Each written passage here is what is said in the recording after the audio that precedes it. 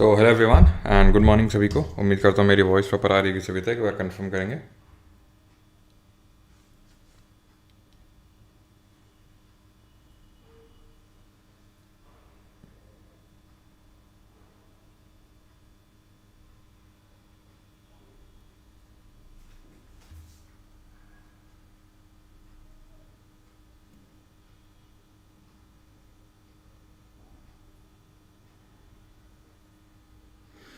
तो आज हम लोग करेंगे जो थर्ड एंड फोर्थ हमारा पेंडिंग है वो। ओके, एक सेकेंड।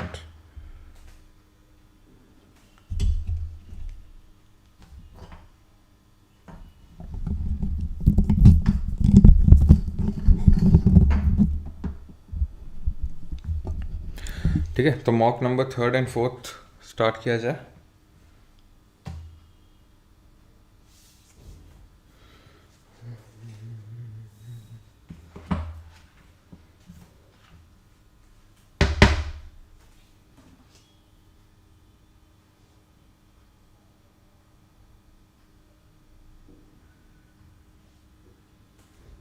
Good morning. चलो तो स्टार्ट करते हैं। सभी गुड मॉर्निंग। मिथिलेश, रोशनी, प्रिंसी, चिरकुट दिल्ली नहीं है सर जी। चलो, तो पहला क्वेश्चन ये रहा मॉक थर्ड का। Red soils are rich in iron but deficient in nitrogen and phosphorus. Black soil retain moisture and become sticky when wet. Alluvial soil is most suited for cotton cultivation. Now soil की अगर बात करें तो study को pedology बोलते हैं। Soil के different horizons की बात करें तो वो भी हमें समझना ज़रूरी होता है। ठीक है, सॉइल में डिफरेंट जो हॉराइजन्स होते हैं क्या क्या होते हैं? सी बी, एक सेकेंड, क्या क्या होते हैं? सी बी ए और ओ होता है। ठीक है, गुड मॉर्निंग सभी को। और बाकी अब इधर उधर के कमेंट मत करो, ठीक है? इधर पे फोकस कर लो, ज़्यादा सही रहेगा। ऑलराइट, तो सॉइल के जो डिफरेंट हराइजन्स होते हैं क्या क्या होते हैं? जैसे होता है सी बी और ए। सी क्या होता है? Parent rock. ठीक है, सी इज़ अ पेरेंट रॉक। लेकिन अगर ये देखें, ये पेरेंट रॉक वेदर्ड होती है, लेकिन इसके नीचे भी होती है आर, वो बेड रॉक होती है। आर बेड रॉक होती है जो भी बिल्कुल नहीं टूटी है, ये थोड़ी सी टूट गई है, पेरेंट रॉक, जिससे सॉइल बनती है। जो सॉइल बनती है वो किससे बनती है? सॉइल आपकी रॉक से बनती है वो। ठीक है, चट्टान से बनती है, ये चीज़ आपको पता होनी चाहिए। ठीक है, soil is form from the rock. तो ये होती है अनवेदर्ड रॉक, ये होती है वेदर्ड रॉक। ठीक है, जिसको हम पेरेंट रॉक बोलते हैं। ये होती है सब सॉइल, और जिसको कि एलिवेशन लेयर भी बोलते हैं। और ये होती टॉप सॉइल। एंड देन अगर आपका ऑर्गेनिक मैटर भी उसमें पड़ा हुआ है तो उसको ओ लेयर बोल देते हैं। दिस इज टॉप लेयर या फिर टॉप सॉइल। ये आपका सब सॉइल। ठीक है, ये आपका पेरेंट रॉक और ये अनवेदर्ड पेरेंट रॉक। ठीक है, तो ये चीज़ पता होनी चाहिए। हमने ये पढ़ा है कि जितनी भी हमारी इंडियन सॉइल है, चाहे कोई भी इंडियन सॉइल हो, वो सब नाइट्रोजन में डिफिशिएंट है। नाइट्रोजन में डिफिशिएंट है। और एक चीज़ हमने पढ़ा था, दैट वाज ऑर्गेनिक मैटर, जिसको ह्यूमस बोलते हैं। ह्यूमस क्या होता है? Dark coloured amorphous solid compound होता है humus. Dark coloured amorphous solid compound होता है जो कोलॉइडल नेचर का होता है। ये सारी चीज़ें नोट करना, डार्क एमॉर्फस और कोलॉइडल। ओके, तो ह्यूमस होता है वो। ह्यूमस जैसे मैंने बताया क्या होता है, जैसे फॉर एग्जांपल पेड़ पत्तियाँ जो होती हैं, जैसे फॉर एग्जांपल कोई सिंपल ऑर्गेनिक मैटर होता है यार। जैसे कि कोई जंगल है तो वहाँ पर जो पत्तियाँ वगैरह हैं वो सब झड़ के नीचे गिर रही हैं, वो ह्यूमस है, वो ऑर्गेनिक मैटर है। ठीक है, अब अच्छा तुम मुझे बताओ कि जो एवरग्रीन फॉरेस्ट होते हैं, ओके, एवरग्रीन फॉरेस्ट की अगर मैं जब बात करूं तो वहाँ पर ह्यूमस कंटेंट कैसा होगा? ज़्यादा होगा, कम होगा, कैसा होगा ह्यूमस का कंटेंट? तो ध्यान रखना, जो भी जहाँ भी बहुत ज़्यादा टेम्परेचर होता है, ठीक है, अब नो डाउट जो एवरग्रीन फॉरेस्ट होता है, लश ग्रीन वेजिटेशन होता है, बहुत भयंकर बहुत घना वेजिटेशन होता है, तो आपको लगेगा कि यार बहुत सारी पत्तियाँ वगैरह झड़ेंगी, बहुत ज़्यादा ऑर्गेनिक मैटर होगा। बट ह्यूमस उतना नहीं होता है। क्यों? क्योंकि वो इतना जल्दी डिकम्पोज हो जाता है, rate of decomposition is so fast कि वहाँ पर ह्यूमस कुछ मिलता ही नहीं हमें। ठीक है, तो रेड सॉइल और रिच इन आयरन, बिल्कुल इनका जो रेड कलर होता है वो आयरन की वजह से ही आता है। डेफिशिएंट होती है नाइट्रोजन फॉरेस्ट में, सही है। Then black soil retain moisture and become sticky when wet, ये भी सही है। ब्लैक सॉइल इम्परमेबल नेचर की होती है, दैट मीन्स ये वाटर को जल्दी से परकोलेट नहीं होने देती हैं। और ये इसमें सेल्फ फ्लोइंग कैरेक्टरिस्टिक्स देखने को मिलती है, दैट मीन कि ये जब ड्राई होती हैं तो क्रैक्स डेवलप हो जाते हैं, और जब वेट होती हैं तो स्टिकी हो जाती हैं, तो सेल्फ फ्लोइंग कैरेक्टरिस्टिक बोली जाती है। ये जो रिच होती हैं लाइम, आयरन और एल्यूमिना में। ठीक है, लाइम, आयरन और एल्यूमिना में ये रिच होती हैं, ये चीज़ आपको पता होना चाहिए। एंड देखने को कहाँ मिलेंगी? एक सेकेंड रुको,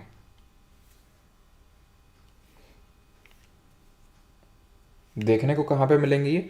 तो ये जो डेक्कन ट्रैप्स है, north western part of Deccan plateau, ये जो डेक्कन प्लेट्यू है इसका जो नॉर्थ वेस्टर्न पार्ट है जिसको हम डेक्कन ट्रैप बोलते हैं, वहाँ पे देखने को मिलेंगी ये। और ये कॉटन कल्टीवेशन के लिए सबसे ज़्यादा सूटेबल है, ना कि एलुवियल सॉइल। तो ऑप्शन नंबर ए। एलुवियल सॉइल की अगर बात करेंगे तो ये कहाँ मिलेंगे? ये आपको देखने को मिलेंगे मोस्टली तो जो हमारे नदर्न प्लेन्स है वहाँ पे, ठीक है। ये इतना झेल क्यों रहा है?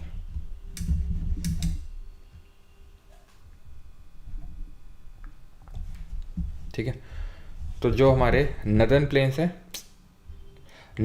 है वहाँ पे देखने को मिलेगा जो एलुवियल सॉइल है, प्लस जो डेल्टा है, जो पेनिनसुलर रिवर के डेल्टा। अब ये मत समझना कि ये जो सिर्फ नदर्न प्लेन्स है, that is south of Shivalik. अगर आपको रिकॉल हो रहा हो तो साउथ ऑफ शिवालिक हमें देखने को मिलते हैं नदर्न प्लेन्स। और वो किस तरह से देखने को मिलते हैं? एक सेकेंड रुक कर।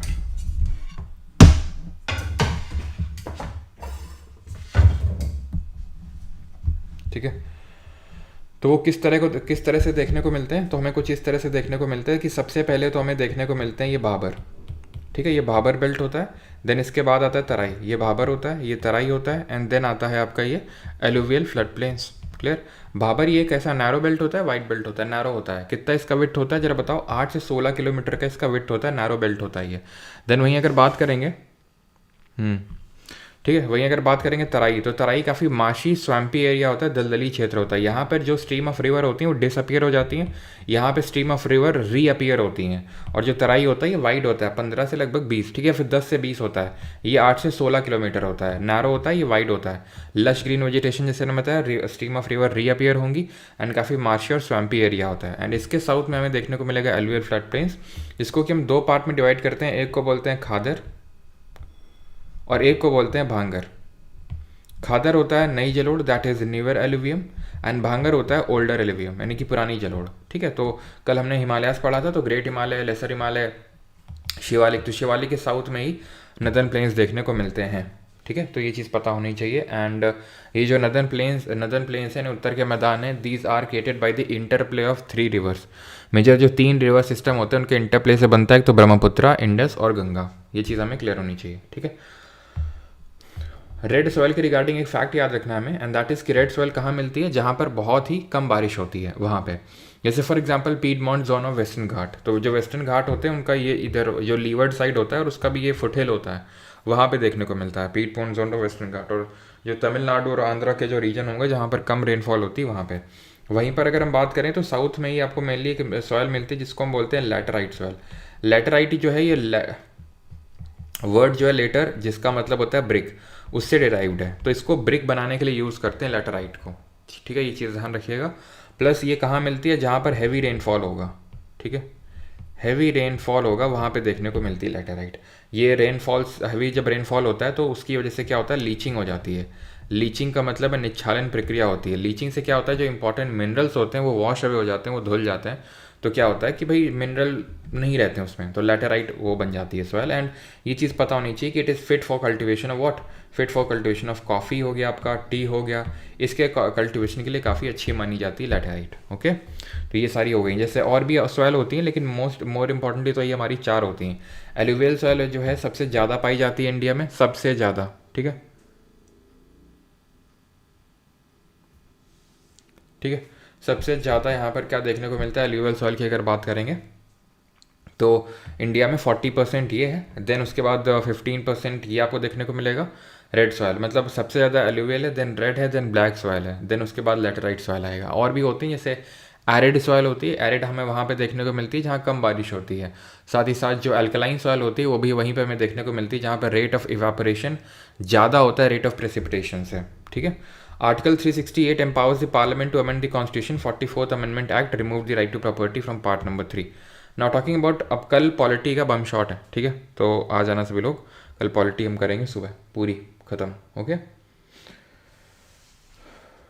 और भाई यार यहाँ पे जो चीज़ें चल रही ना उसको लेके कमेंट करो, फालतू के इधर उधर कमेंट मत करो जहाँ पर पढ़ाया जा रहा है। तो आर्टिकल नंबर 368 में कितने तरह के अमेंडमेंट है जरा कमेंट में बताओ। तो पार्लियामेंट के पास पावर है अमेंड करने का, और स्टेट लेजिस्लेचर हमारे कॉन्स्टिट्यूशन को अमेंड नहीं कर सकता है। ठीक है, कॉन्स्टिट्यूशन में अगर हम अमेंडमेंट बात करें तो 3 तरह के होते हैं, simple majority, special majority plus ratification from at least half of the state. But जो सिंपल मेजोरिटी वाला अमेंडमेंट होता है उसको हम आर्टिकल नंबर 368 के तहत अमेंडमेंट कंसिडर ही नहीं करते हैं, समझ रहे हैं आप। तो उसको अनुच्छेद 368 के तहत संशोधन माना ही नहीं जाता। तो आर्टिकल नंबर 368 के तहत सिर्फ 2 अमेंडमेंट आते हैं, 2 तरह के। एक तो जो स्पेशल मेजोरिटी से किए जाते हैं, जैसे अगर हमें फंडामेंटल राइट अमेंड करना है, डीपीएसपी अमेंड करना है, तो वो वहाँ पर स्पेशल मेजोरिटी चाहिए, ठीक, स्पेशल मेजोरिटी, ओके। और अगर बात करेंगे दूसरा वाला, that is special majority plus ratification from states, यानी कि पार्लियामेंट में स्पेशल मेजोरिटी चाहिए लेकिन स्टेट से सिंपल मेजोरिटी से बिल को पास करवाना होता है। और वहाँ पे जैसे प्रेसिडेंट का इलेक्शन हो गया, इलेक्शन प्रोसीजर हो गया, राज्यसभा के इलेक्शंस हो गए, आर्टिकल 368 खुद हो गया, ठीक है, और सुप्रीम कोर्ट, हाई कोर्ट हो गया। तो इन सब जो ये जो सब मसले होते हैं, यहाँ पे स्टेट का परमिशन लेना होता है, और वो स्पेशल मेजोरिटी से नहीं बल्कि सिंपल मेजोरिटी से लेना होता है, लेकिन पार्लियामेंट में तो स्पेशल ही चाहिए होगी, ठीक है। 44th अमेंडमेंट ने राइट टू प्रॉपर्टी को हटा दिया था पार्ट 3 से, एब्सोल्युटली। पार्ट 3 में फंडामेंटल राइट है, पहले राइट टू प्रॉपर्टी, संपत्ति का अधिकार, article number 31, article number 19 clause 1 sub clause F में पड़ा हुआ था, लेकिन इसको हटा के पार्ट नंबर अभी कहाँ डाला जा चुका है, तो 12 में डाला जा चुका है। एंड ये एक लीगल राइट है। और कमेंट में आपको बताना है कि लीगल राइट को इन्फोर्स करने के लिए कौन रिट इशू कर सकता है। तो 44th अमेंडमेंट एक्ट कब हुआ था? 1978 में हुआ था, 1978 में हुआ था। तो यहाँ पर आंसर क्या हो जाएगा? दोनों ही अपने आप में सही हैं, लेकिन यहाँ पर अगर हम देखें तो एक्सप्लेनेशन सही नहीं है, ठीक है। और यहाँ पर जो पूरा प्रोसीजर है ना, आपको पता होना चाहिए कि पार्लियामेंट में आ सकता है, पार्लियामेंट बोले तो लोकसभा, राज्यसभा में ये बिल आ सकता है, किसी भी हाउस में, स्टेट लेजिस्लेचर में नहीं आ सकता। इसके लिए प्रेसिडेंट की प्रायर रिकमेंडेशन की ज़रूरत नहीं होती है, ओके, ये चीज़ पता होनी चाहिए। देन इसमें कोई जॉइंट सिटिंग का प्रावधान नहीं है, नो जॉइंट सिटिंग का प्रोविजन इसमें, जो हमारा ये कॉन्स्टिट्यूशनल अमेंडमेंट बिल होता है। और यहाँ पे प्रेसिडेंट को अपनी जो एसेंट है, दैट इज जो सहमति, वो देनी ही पड़ती है। ये किस अमेंडमेंट ने बोला था बताइए कमेंट में, विच अमेंडमेंट सेड दैट प्रेसिडेंट की एसेंट मैंडेटरी है कॉन्स्टिट्यूशनल अमेंडमेंट बिल में? तो वो था हमारा 24th अमेंडमेंट, ठीक है। जो 24वां संविधान संशोधन हुआ था, उसने बोला था राष्ट्रपति को यहाँ पर सहमति देनी ही पड़ेगी इस तरह के बिल में, okay. Then consider the following, यहाँ पर चीज़ें, और ये जरा बताइए प्रोसीजर कहाँ से लिया है इसको अमेंडमेंट करने का, कॉन्स्टिट्यूशन को अमेंडमेंट करने का प्रोसीजर कहाँ से लिया है, और अभी तक आज तक कितने अमेंडमेंट हुए? तो अभी तक 106 अमेंडमेंट हुए हैं, ठीक है। थर्ड पे आते हैं, that is the Simon Commission had no Indian member, absolutely correct. 7 members थे साइमन कमीशन में। साइमन कमीशन था क्या? साइमन कमीशन एक्चुअल में जो 1919 का एक्ट आया था, मॉन्टेग्यू कॉल फॉर रिफॉर्म्स, ठीक है, गवर्नमेंट ऑफ इंडिया 1919, तो उसी में एक प्रोविजन था कि 10 साल बाद एक कमीशन बनेगा जो ये देखेगा कि ग्राउंड लेवल पे 1919 के एक्ट ने कितना क्या प्रोविजंस को इम्प्लीमेंट किया। लेकिन वो कमीशन जो है 10 साल बाद ना बन के 8 साल बाद बना, और उसको हम बोलते हैं साइमन कमीशन, ठीक है। 1929 में बनना था, लेकिन 1927 में बना, और 1928 में भारत में आया, ठीक है। और फिर साइमन गो बैक के नारे लगे, बिकॉज उसमें कोई इंडियन मेंबर नहीं था, इसीलिए सिर्फ उसका प्रोटेस्ट हुआ। 7 लोग थे, 7 अंग्रेज थे। और ये साइमन गो बैक का नारा दिया किसने था? यूसुफ मेहरअली ने दिया था, ठीक है, क्लियर। तो Nehru report was a response to the Simon Commission. Yes, Simon Commission जो आया था उसका रिस्पॉन्स ही था नेहरू रिपोर्ट। नेहरू रिपोर्ट की अगर बात करेंगे तो जो मोतीलाल नेहरू थे, ठीक है, जो मोतीलाल नेहरू थे, दैट इज़ जवाहरलाल नेहरू के फादर, ठीक है, वो इसको चेयर कर रहे थे। जो कांग्रेस ने एक कमेटी बनाई थी, तो उसने एक रिपोर्ट दी थी। CDM was launched after the Dandi March, yes, ठीक है। सीडीएम जो दांडी मार्च के बाद ही स्टार्ट हुआ, मतलब उसी से ही स्टार्ट हुआ अगर हम देखें तो, दांडी मार्च से। तो आंसर यहाँ होगा option number D, all of the above. बाकी इसके बारे में हम पहले भी मल्टीपल टाइम्स डिस्कस कर चुके हैं, इसलिए मैंने आपको बोला कॉन्टिन्यूएशन में देखने के लिए कि पहला देखो, देन जो मैं लेक्चर करा रहा हूँ जिस ऑर्डर में, उसी ऑर्डर में आपको देखना है, ठीक है। ये सर हिंदी वालों को न्याय चाहिए, अच्छा, कब? The Sangam literature is a key source to the study of early Tamil society. The literature contains mythological narratives and Sanskrit hymns. तो कल भी हमने डिस्कस किया था इसके बारे में, अगर आपको याद हो।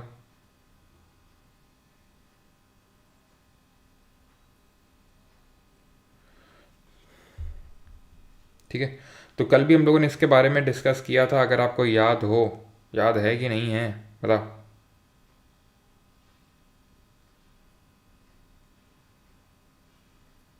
चलो, तो संगम लिटरेचर इज अ कोई source to study the early Tamil society, बिल्कुल बात सही है। The literature contains mythological narratives like CDM. CDM नहीं पता क्या? Civil disobedience movement. हाँ, क्यों? चलो भाई, तो आंसर क्या होगा यहाँ पर? संस्कृत हाइम्स नहीं होगा भाई, तमिल में है, संस्कृत में नहीं थी। तो यहाँ पर क्या आंसर होगा? As to R is false, option number C will be the correct answer. Match the following terms with their correct definitions, ठीक है, डेफिनेशन के साथ मैच करना है यहाँ पे। अगेन कल देख चुके हैं, मैं फिर से उसको नहीं करवाने वाला हूँ। अगर आपको नहीं समझ में आ रहा है तो पिछले लेक्चर्स देखिए, ठीक है। ये पर्सनल, अगर अच्छा पर्सनल इनकम और पर्सनल डिस्पोजेबल इनकम की थोड़ी चर्चा कर लेते हैं। पर्सनल डिस्पोजेबल इनकम कैसे निकलती है? जब हम पर्सनल इनकम में टैक्सेस को माइनस कर देते हैं। और पर्सनल इनकम कैसे निकलती है? जब नेशनल इनकम में हम क्या हटा देते हैं? The income that is earn but not received, and add कर देते हैं income that is received but not earned. तो इनकम जो अर्न करते हैं बट रिसीव नहीं होती है, कॉर्पोरेट प्रॉफिट्स। इनकम जो रिसीव हो जाती है बट अर्न नहीं करते हैं अपन, subsidy, that is transfer payment from the government. Okay, तो यहाँ पर आंसर क्या हो जाएगा? तुम लोग को तेज तो हुई है ना बेटा, तेजी है तुम्हारी निकाल देंगे हम आज, ठीक है, चिंता मत करो। 1 2 3 4 मारते हो कि सीधा मैच, है ना, मैच का ही कैच है, अभी तुम्हारी सारी तेजी निकलेगी।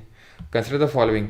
Sarod is a string instrument without frets. Okay, nadaswaram is a traditional wind instrument from south India, and santoor is played using a bow like the violin. भाई वॉलिन की तरह नहीं बजाया जाता है इसमें, आप देख सकते हैं इस तरह का संतूर होता है, डंडी टाइप होती है दो, उससे मारा जाता है, इसमें स्ट्राइक किया जाता है, ठीक है।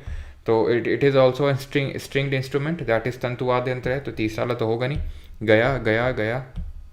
संतूर के फेमस एक्सपोनेंट का नाम बताइए, क्या है? शिव कुमार शर्मा, ठीक है, शिव कुमार शर्मा। भजन सोपोरी, ठीक है, ये दो एक्सपोनेंट आपको अच्छे से याद होने चाहिए, शिव कुमार शर्मा और भजन सोपोरी। क्लियर? सरोद के बता दीजिए, सरोद के तो जो भी मैंने आपको बताया था कि जिनके नाम में आपको अली दिख जाए वो होंगे आपके कौन? सरोद के एक्सपोनेंट। जैसे कि फॉर एग्जांपल अमजद अली खान, अली अकबर खान, ठीक है, अमजद अली खान, अली अकबर खान, और बुद्धादेव दास गुप्ता बताया होगा, ठीक है, बुद्धादेव दास गुप्ता, अमजद अली खान और उस्ताद अली अकबर खान, ये सारे नाम आपको ध्यान रखने हैं। ओके, देन आते हैं असर्शन रीजन वाला क्वेश्चन है। Sound travel faster in solid than in gases, molecule in solid are closely packed along faster vibration transmission. सारे सब आप अटेम्प्ट कर चुके होंगे, तो इसलिए मैं उतना ज़्यादा टाइम आपको दूंगा नहीं कि आप अटेम्प्ट करो और फिर मैं आपको बताऊंगा आंसर। यहाँ पे हमें जल्दी जल्दी सारी चीज़ें कवर करनी है, इसीलिए आपको पहले से अटेम्प्ट करके आना है, जो परमार अकेडमी ऐप या जो परमार अकेडमी वेबसाइट है वहाँ से। तो साउंड ट्रैवल फास्टर, तो साउंड वेव किस तरह की वेव होती हैं? लॉन्गिट्यूडनल होती हैं। और लाइट वेव कैसी होती हैं? ट्रांसवर्स वेव्स होती हैं। अब जो लॉन्गिट्यूडनल वेव होती हैं वो कैसी होती हैं? तो उनका जो मीडियम का जो पार्टिकल का वाइब्रेशन होता है वो वेव का जो डायरेक्शन ऑफ प्रोपगेशन है उसी के पैरेलल होता है। दैट इज़ वेव ऐसे चल रही है तो इस तरह से वाइब्रेशन होता है पार्टिकल्स का, ठीक है। ट्रांसफर में क्या होता है? वेव ऐसे चल रही है लेकिन पार्टिकल का वाइब्रेशन परपेंडिकुलरली हो रहा है, ऊपर नीचे हो रहा है, ठीक है। तो साउंड वेव कैसी है? लॉन्गिट्यूडनल नेचर की। और साउंड वेव जो है मैकेनिकल वेव ये कहलाई जाती है। साउंड वेव जो है, जो साउंड वेव होती है वो वैक्यूम में, दैट इज़ निर्वात में नहीं ट्रैवल कर सकती है। और अगर हम स्पीड के रेशियो की बात करेंगे तो सॉलिड में ज़्यादा होता है देन लिक्विड में देन गैस में। ऐसा क्यों होता है? बिकॉज सॉलिड में हमें पता है कि जो इंटरमोलिकुलर फोर्सेज ऑफ अट्रैक्शन होता है बिटवीन द पार्टिकल वो काफ़ी ज़्यादा स्ट्रांग होता है, बिकॉज काफ़ी पास होते हैं इसलिए, ठीक है, ठीक है। तो काफ़ी strong intermolecular force of attraction होता है, बहुत ही लो काइनेटिक एनर्जी होती है। देन अगर हम बात करें तो ये लिक्विड हो जाएगा, ठीक है, ये लिक्विड हो गया। लेकिन अगर गैस की बात करें तो ले और दूर हो गया, ठीक है। तो इस तरह से होता है, तो सॉलिड में ज़्यादा, लिक्विड में देन गैस में। The molecule in solid are closely packed. अब ये मॉलिक्यूल सॉलिड में क्लोजली पैक्ड होते हैं तो फास्टर वाइब्रेशन ट्रांसमिशन होता है, बिल्कुल सही है। और रीज़न भी है, मैंने आपको पहले ही बताया था। रीज़न अगर आपको जानना है तो बिकॉज लगा दो, असर्शन के बाद में बिकॉज लगा दो और रीज़न को पढ़ लो। तो साउंड सॉलिड में इसलिए तेज भागता है क्योंकि सॉलिड में ज़्यादा तेज क्लोजली पैक्ड होते हैं मॉलिक्यूल और इसलिए फास्टर वाइब्रेशन होता है। बिल्कुल बात सही है, तो ऑप्शन नंबर ए है कि नहीं? बताओ। और ज़रा ये बताओ कि जो साउंड का रिफ्लेक्शन होता है उसको क्या बोलते हैं? What is the reflection of sound called as? तो उसको बोलते हैं echo. Multiple reflection of sound को क्या बोलते हैं? रिवर्बरेशन बोलते हैं।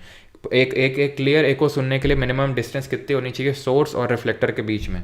तो 17.2 मीटर की डिस्टेंस होनी चाहिए दोनों के बीच में, ओके। साउंड में डिफरेंट चीज़ें होती हैं, जैसे फॉर एग्जांपल साउंड में एम्पलीट्यूड किस चीज़ को डिटरमाइन करता है? साउंड में होता है फ्रीक्वेंसी किस चीज़ को डिटरमाइन करता है? तो जब हम साउंड वेव को ड्रॉ करते हैं तो कुछ इस तरह से ड्रॉ करते हैं। सर ये तो परपेंडिकुलरली वाइब्रेट कर रही है, भैया ये ग्राफ है, ठीक है, वेव नहीं है, ये ग्राफ है। तो ये चीज़ जो होती है this is called as amplitude, ठीक है। तो मान लो कि अगर मैं ज़्यादा ज़ोर से बोलने लग जाऊँ अभी तो मेरे साउंड का कुछ ग्राफ इस तरह से बनेगा, क्यों? क्योंकि मेरा एम्पलीट्यूड देख लो यहाँ पर बढ़ गया। तो दैट मीन्स कि एम्पलीट्यूड क्या डिटरमाइन करता है? लाउडनेस ऑफ साउंड डिटरमाइन करता है। वहीं फ्रीक्वेंसी क्या डिटरमाइन करता है? पिच डिटरमाइन करता है। नोट क्या होता है? नोट कॉम्बिनेशन ऑफ सर्टेन जो फ्रीक्वेंसी के जो साउंड होते हैं उसको मिला के उसको नोट बन जाता है वो, ठीक है। ठीक है, तो ये चीज़ आपने पता होनी चाहिए, आपने घबराना नहीं है। Consider the following statements. Auxin controls the phototropic and geotropic responses. Gibberellins include seed germination and elongation. Cytokinins delay the senescence in leaves. अब senescence क्या होता है? senescence का मतलब होता है कि मतलब senescence का मतलब होता है पुराना हो जाना, बूढ़ा हो जाना, ठीक है, तो वो डिले कर देता है साइटोकिनिन। देखते हैं ऑक्सिन क्या होता है। ऑक्सिन जो होता है ये ग्रोथ के लिए हेल्प करता है, जैसे कि ऑक्सिन प्रेजेंट होता है टिप्स में, ठीक है, यहाँ पे। और फोटोट्रॉपिक जियोट्रॉपिक रिस्पॉन्स को कैसे कंट्रोल करता है, जैसे ये सूरज है, ठीक है, ये सूरज है। अब ये है, मान लेते हैं पेड़ अपना, यहाँ पर है ऑक्सीजन। ये क्या होता है, जो ऑक्सीजन होता है ये लाइट से डरता है, तो क्या हो जाता है जब लाइट से डरता है तो ये ये जिस साइड सन होता है उस साइड से हट के जिस साइड सन नहीं होता है उस साइड चला जाता है। मान लो पूरा यहाँ ऑक्सीजन इकट्ठा हो गया यहाँ पर, ठीक है, क्या होगा इसके से यहाँ पे ज़्यादा ग्रोथ हो जाएगी, इस साइड में लेफ्ट साइड में ज़्यादा ग्रोथ होगी, जिसकी वजह से ये झुक जाएगा। कहाँ की ओर झुक जाएगा, सन की ओर। तो हम बोल देंगे कि देखो देखो देखो ये क्या हो गया, देखो ये जो स्टेम है ये सन की ओर जो है झुक गई। That means phototropic, and that too positive phototropic. Phototropic का मतलब होता है दो तरह के मूवमेंट होते हैं प्लांट में, ट्रॉपिक मूवमेंट, नास्तिक मूवमेंट। ट्रॉपिक जिनसे ग्रोथ होती है, नास्तिक वो होते हैं जिनसे ग्रोथ नहीं होती है, नॉन ग्रोथ रिलेटेड, जैसे थिग्मोनास्टिक। तो थिग्मोनास्टिक का मतलब है कि अगर जैसे छुई मुई का पेड़ होता है, तुमने छुआ, क्या वो बढ़ गया, क्या उसकी ग्रो हो गई, नहीं। क्या मूवमेंट हुआ, हाँ मूवमेंट तो हुआ लेकिन ग्रोथ नहीं हुआ, ठीक है, टच के रिस्पॉन्स से हुआ, तो थिग्मोनास्टिक। क्लियर। यहाँ पे क्योंकि ग्रोथ हो रहा है और उसका क्योंकि ग्रोथ हो रहा है तो इसलिए हम उसको ट्रॉपिक बोलेंगे, क्योंकि लाइट की वजह से हो रहा है तो फोटोट्रॉपिक बोलेंगे, और क्योंकि लाइट की तरफ हो रहा है तो पॉजिटिव फोटोट्रॉपिक बोलेंगे। क्लियर है। जियोट्रॉपिक का मतलब होता है ग्रेविटी के रिस्पॉन्स पे मूवमेंट। एग्जाम्पल के तौर पे जैसे कि हमारी रूट्स हैं, जड़ हैं और ये तना है, तो जड़ नीचे की ओर जाएंगी, तना ऊपर की ओर भागेगा, यही होता है, यही होता है। तो जड़ नीचे की ओर भाग रही हैं, ठीक है, तो वो नेगेटिव फोटोट्रॉपिक होगा, क्योंकि लाइट तो ऊपर की ओर है, आप नीचे क्यों भाग रहे हो, लेकिन ग्रेविटी चीज़ों को नीचे की ओर बुला रही है, तो रूट नीचे की ओर ही जा रही है, जो रूट जो है नीचे की ओर ही जा रहा है और ग्रेविटी नीचे की ओर ही बुला रही है, तो पॉजिटिव जियोट्रॉपिक होगा। स्टेम ऊपर की ओर जा रही है लेकिन ग्रेविटी तो नीचे की ओर बुला रही है ना, तो नेगेटिव जियोट्रॉपिक होगा। तो ऑक्सीजन कंट्रोल करता है इसको। जिब्रेलिन जो होता है, जी से जिब्रेलिन, और जी से मैंने बताया जर्मिनेशन जो होता है उसमें हेल्प करता है ये।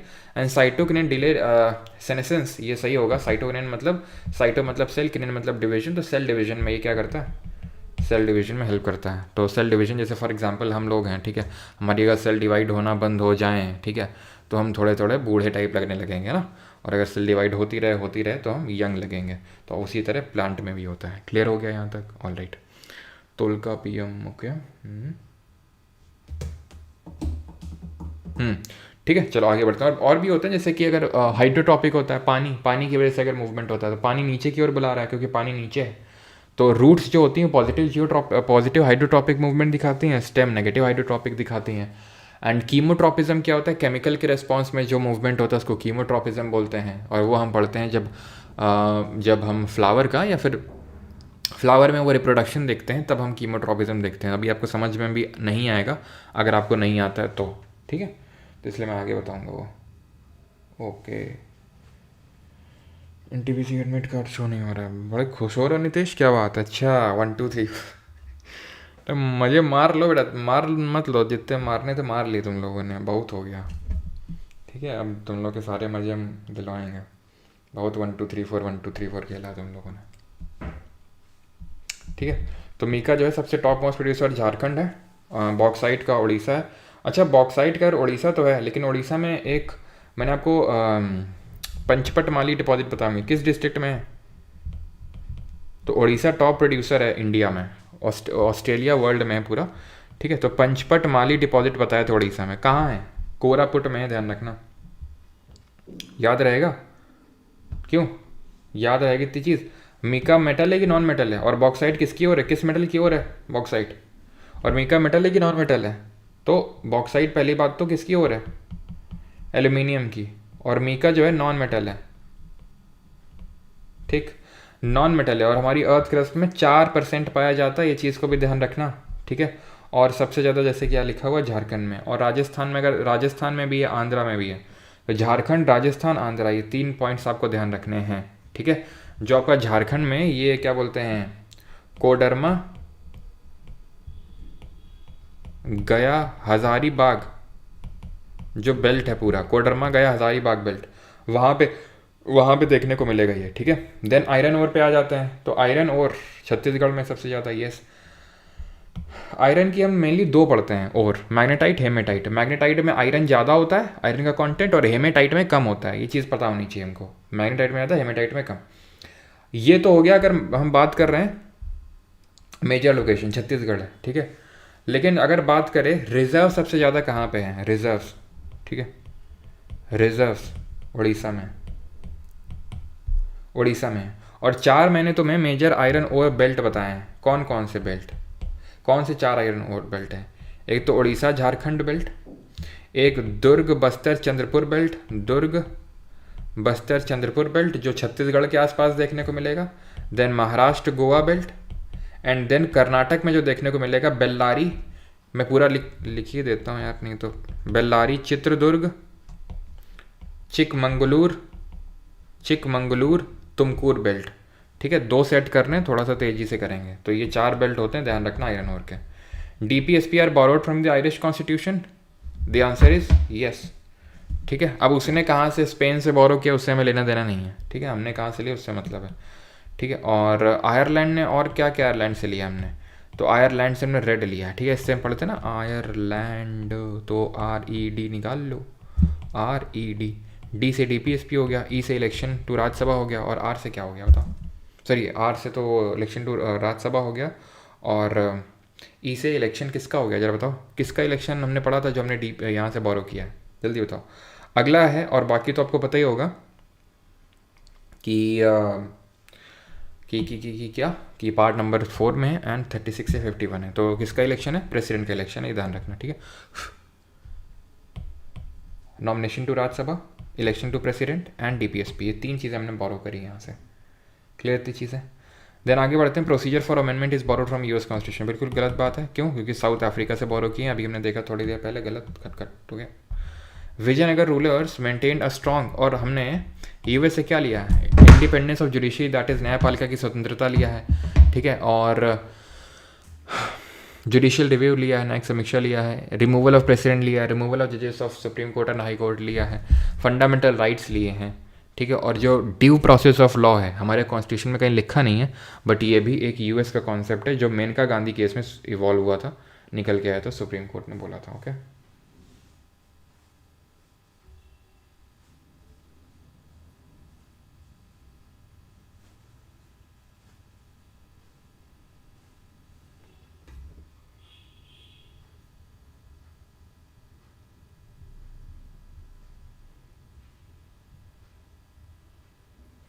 चलो, Vijayanagara rulers maintained a strong centralised administration, ठीक है। Nayankara system ensured loyalty through land grants in exchange for service. तो विजयनगर रूलर्स की अगर बात करेंगे तो उन्होंने एक स्ट्रॉन्ग सेंट्रलाइज एडमिनिस्ट्रेशन बना के रखा था, यस। एंड नयनकारा सिस्टम इंट्रोड्यूस, वही अमरनायक सिस्टम जो था आपका, ensure loyalty through land grants in exchange for service.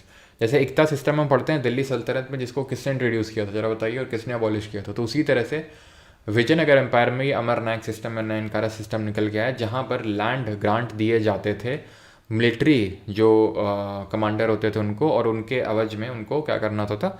Military services देनी होती थी। एक महानवमी डिब्बा करके एक आर्किटेक्चर हमें देखने को मिलता है, कहाँ पे? विजयनगर, जो विजयनगर एम्पायर में, ठीक है। तो वहाँ पर ये बिलीव मतलब माना जाता है कि महानवमी के दिन ये अमरनायक आते थे और प्रेजेंट्स दिया करते थे, किसको? किंग को ऑफर किया करते थे। तो यहाँ पर आंसर क्या होगा? दोनों ही सही है अगर हम देखें आपका। इल्तुतमिश सबका सही आंसर है, Iltutmish is the correct answer सबका। और हटाया किसने था? अलाउद्दीन खिलजी ने, ओके, ठीक है। डलहौजी इम्प्लीमेंटेड, कल पूरा डिस्कस किया है, ये भी डिस्कस किया है, एंड ये भी डिस्कस किया है कल, तो फिर से नहीं करने वाले, कल पूरा किया है। Sodium is kept in kerosene, sodium is highly reactive with oxygen and water. तो सोडियम को केरोसिन में रखते हैं बिकॉज बहुत ज़्यादा रिएक्टिव होता है, और उसका सही एक्सप्लेनेशन ऑप्शन नंबर ए। सोडियम हो चाहे पोटेशियम हो, ये बहुत सॉफ्ट मेटल भी होते हैं, ठीक है। Biotic component include producers, consumer and decomposers. तो दो तरह के कंपोनेंट्स होते हैं हमारे इकोसिस्टम में। एक तो बायोटिक जो लिविंग कंपोनेंट होते हैं, जैसे कि आपके प्लांट, एनिमल, जिसमें कि एनिमल मतलब वही सारे कंज्यूमर आ जाएंगे, प्लांट आपके प्रोड्यूसर हो जाएंगे, और डिकम्पोजर्स भी, ठीक है। डिकम्पोजर में जैसे बैक्टीरिया वगैरह ये सब आ जाते हैं, डिकम्पोजर्स कहलाते हैं। इनकी अलग से खुद की फूड चेन चलती है जिसको DFC बोलते हैं, that is detritus food chain बोलते हैं उसको हम, ठीक है। तो होता क्या है कि जो भी चाहे वो प्रोड्यूसर हो चाहे कंज्यूमर हो, जब वो उनकी डेथ हो जाती है, जब वो मर जाते हैं, तो उनको सड़ाने का काम, उनको डिकम्पोज करने का काम डिकम्पोजर्स ही करते हैं, ठीक है। तो जिनकी पूरी फूड चेन चलती है जिसको हम बोलते हैं डेट्रेटस फूड चेन। अच्छा, यहाँ पर मैंने आपको स्टेप भी बताए थे, याद है किसी को स्टेप? डेट्रेटस फूड चेन में क्या क्या स्टेप्स होते हैं बताओ जल्दी से। एबायोटिक कंपोनेंट क्या होते हैं? एबायोटिक कंपोनेंट होते हैं आपके जैसे कि टेम्परेचर, लाइट, मतलब जो नॉन लिविंग कंपोनेंट है, ठीक है। ये चीज़ पता होनी चाहिए। Then sunlight is both biotic and abiotic, तो ऐसा नहीं होता है, ठीक है, दोनों नहीं होते, वो सिर्फ आपका एबायोटिक फैक्टर होता है क्योंकि लाइट होता है आपका, ठीक है। तो ऑप्शन नंबर ए आंसर होगा 1 and 2। ओके,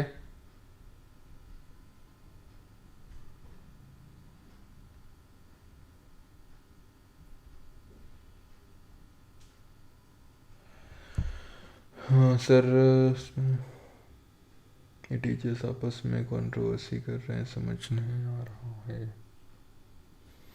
चलो, नहीं समझ में आ रहा तो यहाँ समझ लो जो हम पढ़ा रहे हैं।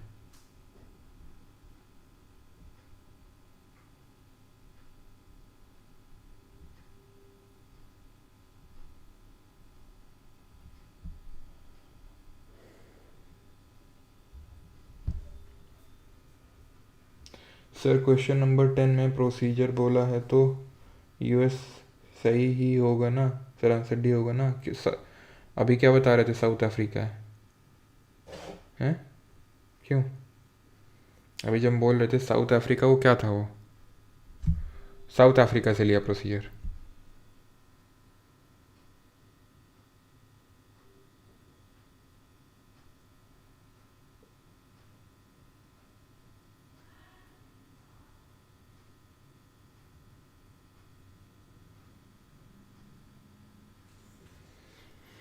चलो भाई, अगले क्वेश्चन पे आते हैं। Match the following. World environment day 5 जून, सही है। अगेन 1 2 3 4 मार ही दिया होगा तुम लोगों ने। ह्यूमन राइट्स डे 10 दिसंबर को होता है। वर्ल्ड एड्स डे 1 दिसंबर, और इंटरनेशनल योगा डे 21 जून। 21 जून को क्यों मनाते हैं जरा बताओ। और 21 दिसंबर को अभी रिसेंट में क्या अनाउंस हुआ है कि क्या सेलिब्रेट किया जाएगा 21 दिसंबर को? बिकॉज 21 जून को क्या होता है, समर सॉल्स्टिस होता है, यानी कि ग्रीष्मकालीन अयनान जिसको बोलते हैं, जहाँ पर नदर्न हेमिस्फीयर में सबसे लॉन्गेस्ट डे होता है। क्यों होता है? बिकॉज ट्रॉपिक ऑफ कैंसर पे सन की ओवर हेड रेज पड़ती हैं। और जब विंटर सॉल्स्टिस होता है दैट इज 21 या 22 दिसंबर को, उस दिन हमने अभी डिक्लेयर किया meditation day, world meditation. Quiz में गलत दे रखा है, हाँ वो क्विज में गलत दे रखा होगा। वहाँ पे USA नहीं, साउथ अफ्रीका होगा, ठीक है। हाँ, तो वर्ल्ड मेडिटेशन डे अभी ये काफ़ी इंपॉर्टेंट है, पूछे जाने के चांसेस हैं, तो इसको अच्छे से नोट कर लीजिएगा, ठीक है। क्योंकि यहाँ पर क्या होता है, ट्रॉपिक ऑफ कैप्रिकॉन पे डायरेक्ट या ओवर हेड रेस पड़ती हैं सन की, और 2 दिन ऐसा होता है जहाँ पर entire earth experiences equal day and night. वो दिन कौन से होते हैं? एक तो होता है आपका 21 मार्च एंड 23 सितंबर, 2 दिन होते हैं जिसको हम इक्विनॉक्स बोलते हैं। 16th है, और no confidence motion can only be introduced, only है, गलत होगा, नहीं, ये होता है क्या, जब अंधड़ मारते हैं। अंधड़ नहीं खेलना है हमको, सही है ये। क्यों? क्योंकि भाई ओनली देखते ही तुरंत गलत नहीं मारना है, पहले हमें देखना है कि भाई वो गलत भी हो सकता है, सही भी हो सकता है, थोड़ा सा हमें कॉशियस हो जाना है। तो सिर्फ लोकसभा में आ सकता है, बिल्कुल सही है। क्यों? क्योंकि नो कॉन्फिडेंस मोशन यानी अविश्वास प्रस्ताव जब आता है तो इसका मतलब होता है सरकार गिर जाना, यानी सरकार को रिज़ाइन देना पड़ता है। पूरी जो काउंसिल ऑफ मिनिस्टर होती है वो डिज़ोल्व हो जाती है, उसी को हम बोलते हैं नो कॉन्फिडेंस मोशन। पूरी डिज़ोल्व हो जाती है Lok Sabha, that is called as no confidence motion. और लोकसभा ही डिज़ोल्व हो सकती है, राज्यसभा एक परमानेंट हाउस होता है, वो डिज़ोल्व नहीं हो सकता है। क्लियर है? The Rajya Sabha has equal powers as Lok Sabha in financial matters. No financial matter, जैसे एग्जांपल के तौर पे मनी बिल लें तो वहाँ पे लोकसभा राज्यसभा के पास इक्वल पावर नहीं होती है। लोकसभा के पास ज़्यादा पावर होते हैं, राज्यसभा के पास कम पावर होती है। Joint sitting is chaired by the speaker of Lok Sabha, ये भी सही है। किस आर्टिकल में, जरा ये बताएंगे? तो ये आर्टिकल नंबर 108 में है। कहाँ से लिए हैं? ऑस्ट्रेलिया से लिए हैं जॉइंट सिटिंग। कितनी बार हुई आज तक? 3 बार हुई है। प्रिवेंशन ऑफ टेररिज्म बिल, और बैंकिंग सर्विसेज कमीशन, और डाउरी प्रोहिबिशन बिल को पास करने के लिए। अगर स्पीकर ऑफ लोकसभा नहीं होगा तो deputy speaker of Lok Sabha preside करता है, और डिप्टी स्पीकर ऑफ लोकसभा भी नहीं होगा तो कौन करेगा? तो चेयरमैन ऑफ राज्यसभा नहीं करता है, क्योंकि वो मेंबर नहीं होता ना तो लोकसभा का ना तो राज्यसभा का, तो डेप्यूटी चेयरमैन ऑफ राज्यसभा करता है, अगर दोनों नहीं होंगे तो। क्लियर है, ये चीज़ आपको पता होनी चाहिए। और ज्वाइंट सीटिंग में क्या होता है, सिंपल मेजोरिटी से बिल को पास कराना होता है, और मनी बिल के केस में और कॉन्स्टिट्यूशनल अमेंडमेंट बिल के केस में कोई ज्वाइंट सीटिंग का प्रावधान है ही नहीं। ठीक है, तो नो कॉन्फिडेंस मोशन आपको पता होना चाहिए कि इसको लाने के लिए 50 मेंबर का पहले अप्रूवल चाहिए। इसमें रीज़न बताने की ज़रूरत नहीं है, लेकिन 50 मेंबर का अप्रूवल चाहिए, और अगर मिल गया तो नो कॉन्फिडेंस मोशन आता है। और अगर ये पास हो गया तो गवर्नमेंट शुड रिज़ाइन, उसको रिज़ाइन करना पड़ता है। क्या कभी हुआ है? कई बार हुआ है, कई बार हुआ है। सबसे पहला no confidence motion Acharya Kripalani, that is JB Kripalani लेके आए थे नेहरू के खिलाफ, लेकिन वो पास नहीं हो पाया था, तो ऐसे नेहरू की सरकार गिरी नहीं थी। लेकिन अटल बिहारी वाजपेयी जी के खिलाफ लाया जा चुका, और भी काफ़ी बार इसको लाया गया है। सरकार यहाँ पर पूरी ख़त्म हो जाती है, क्योंकि राज्यसभा एक परमानेंट हाउस है, एक कॉन्टिन्यूइंग चैम्बर है, इसलिए वहाँ पर वो इसको इंट्रोड्यूस नहीं किया जा सकता है। सेंसर मोशन इसी तरह का होता है, लेकिन हम क्यों इसका इसके पीछे का बेसिस क्या है? तो कल शाम को हमने देखा था article number 75 clause 3, the council of ministers shall be collectively responsible to the House of People. तो उसी के तहत इनको जो है रिज़ाइन देना पड़ता है। सेंसर मोशन में क्या होता है, आपको रीज़न बताना होता है, और 50 मेंबर कुछ अप्रूवल की ज़रूरत नहीं होती वहाँ पे। लेकिन अगर ये पास हो गया सेंसर मोशन, तो पहली बात तो वो एक इंडिविजुअल मिनिस्टर के खिलाफ भी लाया जा सकता है और एंटायर काउंसिल ऑफ मिनिस्टर के खिलाफ भी लाया जा सकता है, लेकिन वहाँ पर रेजिग्नेशन कंपलसरी नहीं होता है सेंसर मोशन में। ठीक है सर, SSC चेयरमैन पे नो कॉन्फिडेंस मोशन लाओ, किम जोंग उन। बेटा किम जोंग उन, तुम अपनी मिसाइल का इस्तेमाल करो पहले, ठीक है?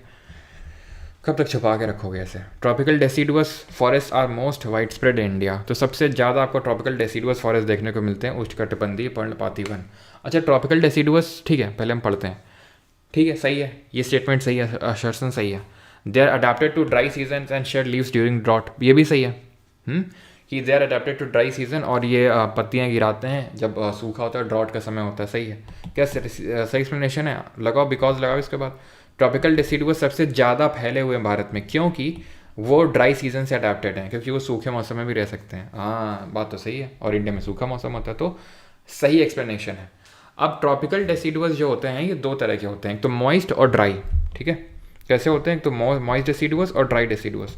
मॉइस्ट होते हैं जहाँ पर अगर मैं बात करूँ तो डेसिडुअस 70 से लेके 200 में पाए जाते हैं। ठीक है, तो 70 से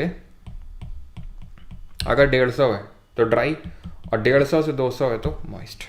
ठीक है, यहाँ पर किस तरह का वेजिटेशन मिलता है? टीक, साल, नीम, शीशम, महुआ, ठीक है, खेजरी, पलास, अमलतास, ये सब मिलता है आपका।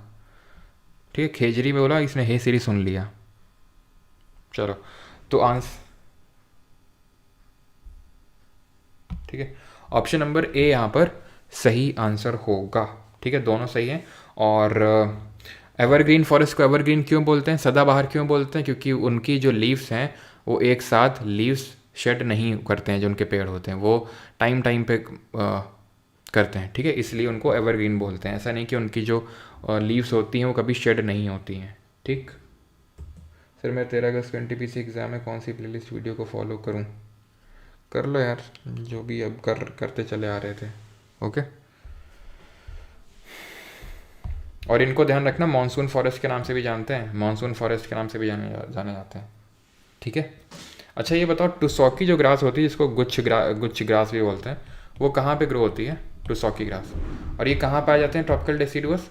तो एक तो फुट हिल्स ऑफ जो हिमालय हैं, जो गिरिपद हैं, वहाँ पर मिलेंगे, foot hill of Himalaya, plus जो ये पेनिनसुलर प्लेट्यू है, प्रायद्वीपीय पठार वाला हिस्सा है, वहाँ पर मिलेंगे टुसॉकी ग्रास। टी से टुसॉकी, टी से थॉर्न। ठीक है, कांटेदार वन में मिलेंगे। जो आपकी पार्कलैंड लैंडस्केप है, ये कहाँ मिलती है? पार्कलैंड लैंडस्केप, ये ड्राई डेसिडुअस में मिलता है। ठीक, चलो आगे बढ़ते हैं। तो Mithun Chakraborty received the Padma Bhushan in 2024 and Dada Saab Phalke Award in the same year. Yes, Rohini Nayyar prize 2024 was awarded to Basant Goyal. गलत है ना ये? तो बसंत गोयल को तो नहीं मिला था यार, कोई अमिताभ करके थे, उनको मिला था। तो दूसरा तो गलत होगा आपका। ठीक है, दूसरा गलत होगा, तीसरा भी गलत हो गया अपने आप। The novel Kairos won the International Booker Prize was authored by Samantha Harvey, ये भी गलत होगा। किसने किया था? समांता हार्वे ने ना करके क्या नाम था, जेनी एरपेनबैक। ठीक है, काइरोस लिखी थी जेरमी एरपेनबैक ने, तो इसलिए गलत हो जाएगा ये। तो 1 और 4 सही आंसर होगा। ठीक है, अच्छा बताओ, इस बार का जो इंटरनेशनल बुक का प्राइज़ है वो कन्नड़ में मिला है, पहली बुक है जिसको कन्नड़ में मिला है। तो किसको मिला है वो इंटरनेशनल बुक का प्राइज, बता जल्दी से। Rigveda is the oldest text of Indo Aryan, सबसे पुराना टेक्स्ट है, बिल्कुल सही है। Later Vedic society witnessed the growing social stratification and Vedic text mention iron age श्याम लोहा। देखो पहली बात तो ये है कि जो वैदिक एज है वो कब से कब तक है, 1500 से लेके 500 बीसी तक है। तो 1500 से 1000 बीसी अर्ली वैदिक है, और 1000 से लेके लगभग आप बोल सकते हैं 500 तक लेटर वैदिक है, ठीक है। तो इस तरह से डिवीजन है। अब जो अर्ली वैदिक है वहाँ पर जैसे कि मीटिंग हुआ करती थी, सभा, समिति और विदट रिलीजियस असेंबली होती थी। सभा जो होती थी वो लर्नेड ब्राह्मण्स की होती थी, जो ब्राह्मण्स वगैरह होते थे, समिति नॉर्मल की, वहाँ पर विमेंस अलाउड थी, ठीक है। और वर्ण सिस्टम भी इतना ज़्यादा बहुत ही ज़्यादा क्लासीफाइड नहीं था, बहुत ज़्यादा रिजिड नहीं था। लेकिन लेटर होते होते एक तो विमेन की कंडीशन ख़राब होने लगी, प्लस ये वर्ण सिस्टम भी काफ़ी बहुत ज़्यादा रिजिड बन गया था। तो ये तो इसलिए सही है। और ऋग्वेद की बात करेंगे तो हम वैदिक एज किसको बोलते हैं, जो वेद लिखे गए थे उस टाइम पे सबसे पहले जो लिखा गया था अर्ली वैदिक एज में, दैट वाज ऋग्वेद, ठीक है। तो ऋग्वेद में कितनी हाइम्स हैं, 1028 हाइम्स हैं। कितने मंडल हैं, 10 मंडल हैं, जिसमें कि गायत्री मंत्र आपको किस मंडल में दिया हुआ है, जल्दी से बताइए। गायत्री मंत्र तो किस मंडल में है गायत्री मंत्र,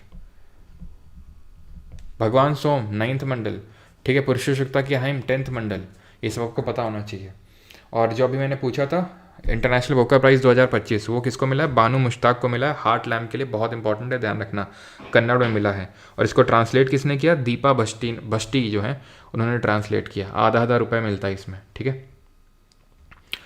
श्याम लोहा यार गलत होगा मेरे हिसाब से, ठीक है, क्योंकि श्याम अयस्क था, ठीक है। श्याम अयास, अयास ये मेटल के लिए वर्ड यूज़ किया गया, मेटल के लिए, ठीक है। तो श्याम लोहा नहीं होगा, श्याम अयास होगा। तो answer option number A. Rigveda सबसे पुराना है। सामवेद की अगर बात करें तो it is the oldest book on music. Then Yajurveda की बात करेंगे, गायत्री 10th में, बहुत सही बेटा, बहुत सही। 10th में कि 3rd में, ठीक है। और अगर बात करेंगे किस चीज़ की बात करेंगे, तो सामवेद तो सबसे पुराना बुक है ऑन म्यूज़िक। यजुर्वेद की अगर बात करेंगे तो उसमें प्रेयर्स वगैरह दी हुई है, एंड ठीक है, प्रेयर्स। एंड अथर्ववेद की बात करेंगे तो उसमें क्या दिया हुआ है, उसमें मैजिक अगर बात करेंगे तो मैजिकल जो स्पेल्स एंड चार्म्स हैं टू वार्ड ऑफ एविल्स वो दिए हुए हैं, ठीक है। टोना टोटका वगैरह दिया हुआ है अथर्ववेद में। One nation one subscription scheme launch in 2025 aims to unify library membership for school student. ना ये पढ़ाया मैंने आपको, अगर याद हो, करंट अफेयर शॉर्ट में, और इंक्लूड भी है कि वन नेशन वन सब्सक्रिप्शन से क्या है कि आपके जितने भी जर्नल्स पब्लिश होते हैं, लिटरेरी सोर्सेज हैं, सब का एक्सेस मिल जाएगा। लाइब्रेरी से संबंधित नहीं है ये, हाँ, कि सारे library membership for school student के लिए नहीं है। जो लोग रिसर्च वगैरह करते हैं उन सभी के लिए सारे रिसर्च पेपर्स अवेलेबल करवा दिए जाएंगे। रिसर्च पेपर्स हो गए, कोई जर्नल पब्लिश हो रहे हैं, तो मेनली तो जो लोग रिसर्च में इन्वॉल्व हैं हायर एजुकेशन में, ठीक है। चलो, तो आंसर क्या होगा, ऑप्शन ये पहला गलत हुआ, तो आंसर हो जाएगा D. In computing which of the following is used for secure one ways encryption.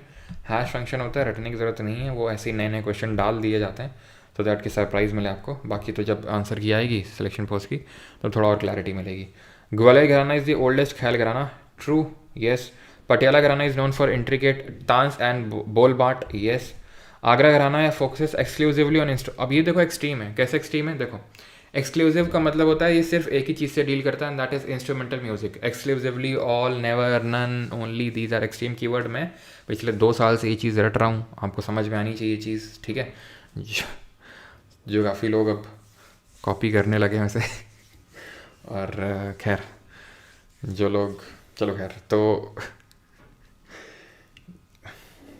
Third की अगर बात करेंगे तो तीसरा वाला गलत होगा, तो ऑप्शन नंबर ए 1 और 2 ओनली आंसर होगा। क्यों, क्योंकि ये वोकल म्यूजिक पे फोकस करता है, जैसे कि मिले सुर मेरा तुम्हारा, मतलब सुर मिलाने की बात हो रही है यहाँ पे, ठीक है, ना कि टन टना टन इंस्ट्रूमेंट की बात नहीं हो रही है, वोकल म्यूजिक की बात हो रही है। Law of demand states that price and demand are inversely related. Inversely related हैं, ये बिल्कुल सही है, हमने पढ़ा है। ये डिमांड कर्व है जो कि नेगेटिव स्लोपिंग होता है, नेगेटिव स्लोपिंग होता है, डाउनवर्ड स्लोपिंग होता है। जो प्राइस कर्व होता है हमारा वो पॉजिटिव स्लोपिंग इस तरह से होता है वो, ठीक है, अपवर्ड स्लोपिंग। तो पहला वाला law of demand states that price and demand are inversely related, true. Lower price means increase in marginal utility, true. क्यों, यूटिलिटी क्या होती है तुम बताओ, क्यों? मिले तो हमको बड़े। अच्छा अच्छा अच्छा, सबको फेस दिख रहा है, अच्छा। देख लो, इतने तो तुम लोगों ने फेस देख ही लिए होंगे, एक और देख लो आज। हम्म। सर प्लीज़ हेल्प मी, कुछ मोटिवेशन दे दो। अभी देते हैं, थोड़ी देर में रुक जाओ, भाई ख़त्म हो जाए फिर देंगे, आखिरी में है ना, ठीक है। तो यूटिलिटी क्या होती है? यूटिलिटी होती है मज़ा, आनंद, आनंद की अनुभूति। जैसे जैसे फॉर एग्जांपल मैंने मुझे मुझे प्यास लगी, ठीक है, मैंने बॉटल खोली, मैंने पानी पिया, आनंद की अनुभूति हुई, मैं फिर पानी पिया, मुझे आनंद की अनुभूति हुई। लेकिन क्या आपको लगता है जो पहले घूंट में आनंद की अनुभूति होगी दूसरे में ही होगी? नहीं, धीरे धीरे घटती जाती है। This is called as law of diminishing marginal utility, यानी कि आपकी यूटिलिटी घट रही है, ठीक है, क्लियर है, ओके। मार्जिनल का मतलब ये है कि एडिशनल, जैसे मैं एक एडिशनल फिर से घोंट पीऊँ पानी अभी, तो वो जो एडिशनल मुझे यूटिलिटी मिलेगी, आनंद मिलेगा, दैट इज मार्जिनल यूटिलिटी। अब अगर किसी चीज़ का प्राइस कम है, लेट्स से फॉर एग्जांपल कि यूटिलिटी मुझे मिल रही है पॉपकॉर्न खाने से, ठीक है, एक है नॉर्मल पॉपकॉर्न विदाउट जीएसटी, एक है कैरामलाइज्ड पॉपकॉर्न विद 18% जीएसटी। ठीक है, तो मुझे किस में यूटिलिटी ज़्यादा जल्दी ज़्यादा मिलेगी? भाई मुझे जब पता है ये चीज़ कि ये चीज़ सस्ती है तो मैं जल्दी जल्दी कंज्यूम कर सकता हूँ, तो ज़्यादा मार्जिनल यूटिलिटी होती है लोअर प्राइस में, इसलिए सही है ये, ठीक है, क्लियर है। लेकिन इसका आपस में कोई रिलेशन नहीं है, तो ऑप्शन नंबर बी, ठीक है, चीज़ सस्ती होगी तो मार्जिनल यूटिलिटी ज़्यादा होगी। एक बार इंट्रोड्यूस्ड मनसबदारी सिस्टम, ये 2 बार कल हम देख चुके हैं पहले ही, ठीक है, अभी हम करवाने वाले नहीं हैं, हो चुका जो होना था। All philosophers are wise, this is philosopher, this is wise, ठीक है। Some philosophers, sorry, some poets are philosophers, some poets are philosophers, कुछ पोएट जो हैं फिलोसफर्स हैं, ओके। तो कुछ पोएट अगर फिलोसफर हैं तो कुछ पोएट वाइज हो जाएंगे, जैसे कि all philosopher, let's say this is philosopher, ठीक है, this is wise, this is philosopher, this is wise. तो कुछ पोएट जो हैं, क्या हो गया, कुछ पोएट जो हैं वो क्या हैं, कुछ फिलोसफर जो हैं पोएट हैं, तो कुछ पोएट वाइज हो जाएंगे, खत्म। ऑप्शन नंबर, आसान क्वेश्चन है ये। तो यहाँ पर ख़त्म होता है। अब हम 4th मार्क स्टार्ट करने जा रहे हैं, तैयार हैं आप सभी लोग? अब रुक जाओ, मैं थोड़ा सेटअप चेंज कर लूँ अपना।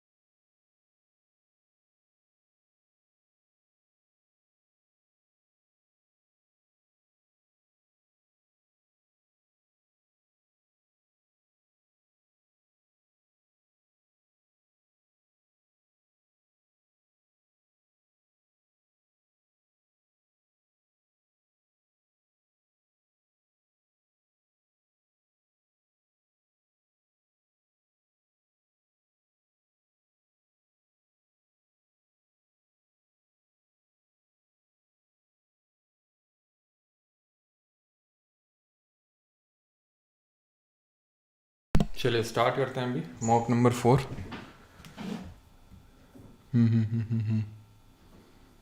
क्लास कब स्टार्ट हुई, ये भी सही था।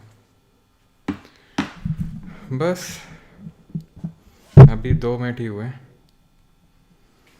चलो तो एक सेकंड रुको।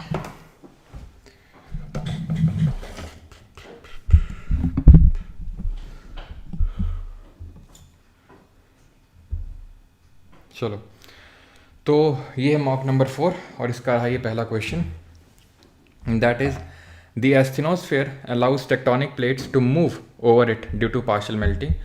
Sial and Sima refer to the composition of crust and upper mantle respectively. Convection current in the mantle are responsible for the plate movement. ये कई बार हम देख चुके हैं, पहले भी हमने देखा है कि क्रस्ट, मैंटल, कोर, पूरा crust, upper solid part of mantle दोनों मिला के क्या बनाते हैं, लिथोस्फियर, जिसको स्थलमंडल बोलते हैं। क्रस्ट की थिकनेस कितनी होती है क्रस्ट की, लगभग 100 किलोमीटर, ठीक है, 70 क्या अप्रॉक्स होती है, लेकिन हम मैक्सिमम 100 लेके चलते हैं। लिथोस्फियर की कितनी होती है, 200। लिथोस्फियर समझ आ रहा है ना, पूरा क्रस्ट, अब ये इतना ना समझाना पड़े यार, ठीक है, पूरा क्रस्ट और अपर सॉलिड पार्ट ऑफ मेंटल, जिसमें एस्थेनोस्फियर नहीं आता है, ध्यान रखना इस चीज़ को। एस्थेनोस्फियर उसके नीचे आता है, वो 400 किलोमीटर तक जाता है वो। ऑल नेचुरल अर्थक्वेक अकर इन लिथोस्फियर, ये फैक्ट याद रखना है।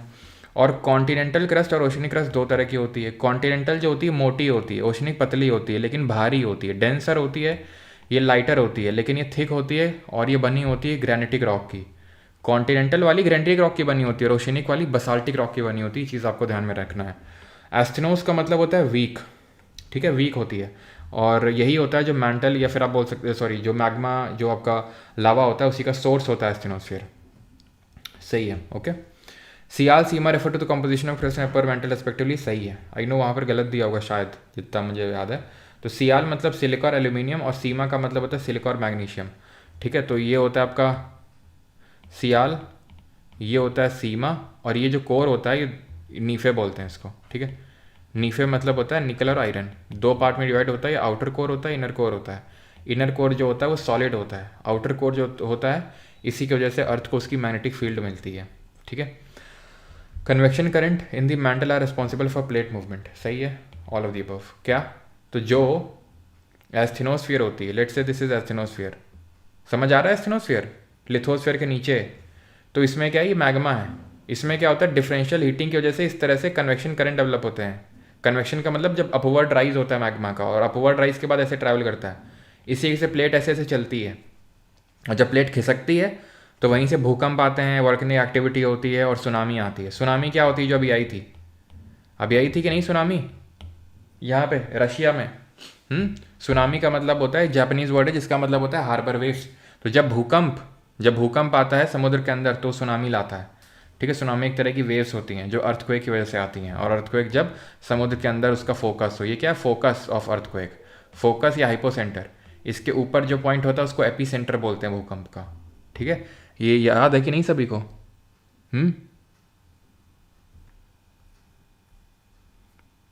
याद है कि नहीं, कॉनराड मोहरेपेट्टी, बिल्कुल। वो आप डिसकॉन्टिन्यूटी यहाँ पर रिकॉल कर, मतलब वो याद कर सकते हैं, एंड दैट इज़ कि ये डिसकॉन्टिन्यूटी है, ये एक डिसकॉन्टिन्यूटी है, ये एक डिसकॉन्टिन्यूटी, ये डिसकॉन्टिन्यूटी, ये डिसकॉन्टिन्यूटी है। और उसको कैसे याद करते हैं कि भाई कोई मुझे रेड गुलाब ला दो, कॉनराड मोहोज रेपेट्टी ग्यूटेनबर्ग और लेमैन्स डिसकॉन्टिन्यूटी। डिसकॉन्टिन्यूटी मतलब जहाँ से एक लेयर खत्म हुई और दूसरी शुरू हुई। अगला है consider the following statement, Simon commission included the member. अरे भैया साइमन फिर आ गए तुम, मान क्यों नहीं रहो। अब यार मैं डिस्कस नहीं कर पाऊंगा ये, ठीक है, किया हुआ डिस्कस क्वेश्चन है। Secular was originally present in the preamble of the constitution. तो सेक्युलर पहले से था, ये गलत है, बाद में ऐड हुआ था। Preamble was amended during the 42nd amendment, बिल्कुल सही है, ठीक है। तो पहला वाला जो है ये गलत हो जाएगा, दूसरा वाला सही है, और आंसर हो जाएगा A is false, R is true. अब हम प्रीएम्बल को लेकर सारी चीज़ें चलो रिकॉल करते हैं, ठीक है। तो प्रीएम्बल प्रस्तावना की अगर बात करेंगे तो ऑब्जेक्टिव रेजोल्यूशन से इसको हम ट्रैक करते हैं, जिसको 11 दिसंबर को इंट्रोड्यूस किया गया था। सॉरी क्या बोल रहा हूँ मैं, प्रीएम्बल को नहीं, ऑब्जेक्टिव रेजोल्यूशन को इंट्रोड्यूस किया गया था। किसने इंट्रोड्यूस किया था, जवाहरलाल नेहरू ने इंट्रोड्यूस किया था। कब इंट्रोड्यूस हुआ था, तो ये इंट्रोड्यूस हुआ था जो हमारी 9 दिसंबर 1946 को पहली मीटिंग हुई थी, और ये इंट्रोड्यूस हुआ था 13 दिसंबर 1946 को, और 22 जनवरी 1947 को इसको अडॉप्ट कर लिया गया था। यही बाद में जाके मतलब एक ये बेसिस बनता है प्रीएम्बल का, लेकिन आप ये मत सोचना यही प्रीएम्बल था, ठीक है। बस प्रियम्बल का एक बेसिस समझ सकते हो, लेकिन कभी भी इसको प्रियम्बल से कनेक्ट मत कर लेना कि यही प्रियम्बल था, प्रियम्बल को कॉन्स्टिट्यूंट असेंबली में डाला गया था, ठीक है, इस तरह से 16 दिसंबर 1946 को और अडॉप्ट किया गया था। नहीं, वो ऑब्जेक्टिव रेजोल्यूशन था, प्रियम्बल नहीं था, रिमेंबर दैट। ओके, तो ये चीज़ आपको ध्यान रखनी है। 40 इसमें क्या था कि एक ही बार अमेंडमेंट हुआ है, बेरूबारी यूनियन केस 1960 का और केशवानंद भारती केस 1973 का और LIC केस, ये तीनों इससे डील करते हैं। बेरूबारी यूनियन केस 1960 में सुप्रीम कोर्ट ने बोला था प्रियम्बल कॉन्स्टिट्यूशन का पार्ट नहीं है, इसलिए उसमें अमेंडमेंट अलाउड नहीं है। लेकिन केशवानंद भारती केस में रिवर्स कर दिया सेम डिसीजन को कि वो पार्ट है और उसमें अमेंडमेंट अलाउड है, तो इसलिए 42nd अमेंडमेंट किया गया और 3 वर्ड जोड़े गए। सिस याद कर सकते हो, क्योंकि अभी जैसे कि रक्षाबंधन आ रहा है तो सिस याद कर लो, ठीक है। तो सोशलिस्ट, इंटेग्रिटी और सेकुलर, 3 वर्ड। अब वो ऑप्शन में सॉवरेन भी रखेगा, फॉर श्योर रखेगा, ठीक है, तो वो आंसर नहीं होगा, सॉवरेन पहले से था और वो पूरा याद होना चाहिए, ठीक है। We the people of India having solemnly resolved to constitute India into a democratic socialist secular republic country and we promise to give our self, ठीक है। फिर वहाँ पर वो दिए हुए हैं क्या आपके जो ऑब्जेक्टिव्स हैं, justice, social, economic, political, equality, ठीक है, of status and opportunity, liberty of thought expression, belief, faith and worship and fraternity. Then फिर वहाँ पर आखिरी में लिखा हुआ date of adoption of constitution. तो sovereign, socialist, secular, democratic, republic, ये क्या है? ये नेचर ऑफ कॉन्स्टिट्यूशन है। We the people of India source of constitution है, source of power of constitution है। ये सब खुद से सोचा करो इतना, ठीक है। ये जब क्वेश्चन आता है ना तो खुद से सोचा करो, भले कम क्वेश्चन करो लेकिन हर चीज़ को लेके सोचो कि सॉवरेन का मतलब क्या होता है, डेमोक्रेटिक का मतलब क्या होता है, रिपब्लिक का मतलब क्या होता है, रिपब्लिक का मतलब क्या होता है, head of the state is elected हो, ठीक है। फिर date of adoption of constitution है तो डेट ऑफ एनफोर्समेंट क्या थी? अच्छा, 26 जनवरी 1950 थी, लेकिन कुछ तो प्रोविजंस थे जो 26 नवंबर 1949 को ही लागू हो गए थे। वो क्या थे? वो प्रोविजनल पार्लियामेंट को लेके थे, वो इलेक्शन को लेके थे, वो सिटीजनशिप को लेके थे, ठीक है। तो इस तरह से आप पूरा धागा खोला करो हर एक क्वेश्चन का, तभी आगे बढ़ा करो, जल्दबाजी किसी चीज़ की नहीं है, ठीक है। सो हमारे यहाँ 2 दिन होता है, क्या 2 दिन होता है? हैं? चलो, तो consider the following statements. The later Vedic period saw the rise of large kingdoms and social stratification. बिल्कुल बात सही है, लार्ज किंगडम्स बनने लगे थे धीरे धीरे और सोशल स्ट्रैटिफिकेशन होने लगा था, जो अभी डिस्कस किया हमने। Ritualistic practices dominated in the early Vedic society. Iron age began only after Gupta period in society. बिल्कुल नहीं, आयरन एज तो लेटर वैदिक एज में ही आ गई थी, मतलब कि आयरन इंट्रोड्यूस हो गया था लेटर वैदिक एज में ही।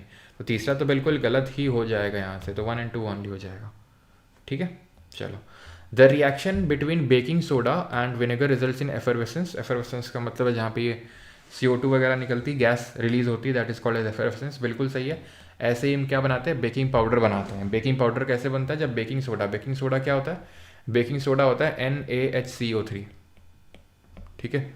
सोडियम बाइकार्बोनेट होता है NaHCO3, ये होता है बेकिंग सोडा। और इसमें जब हम mild edible acid like for example tartaric acid मिला देते हैं तो बेकिंग पाउडर बन जाता है, ठीक है। और ये रिएक्शन जो होती है जहाँ पर बेकिंग सोडा को हम एसिड डालते हैं वहाँ पे, तो एफरवेसेंस का मतलब होता है गैस रिलीज होती है, और इसी की वजह से इसको हम बेकिंग इंडस्ट्री में यूज़ करते हैं, जैसे कि केक वगैरह फ्लफ़ी जो बनते हैं बहुत सारी जगहों में, क्योंकि गैस रिलीज होती है। इसी वजह से इसको हम बेकिंग सोडा को और कहाँ यूज़ करते हैं?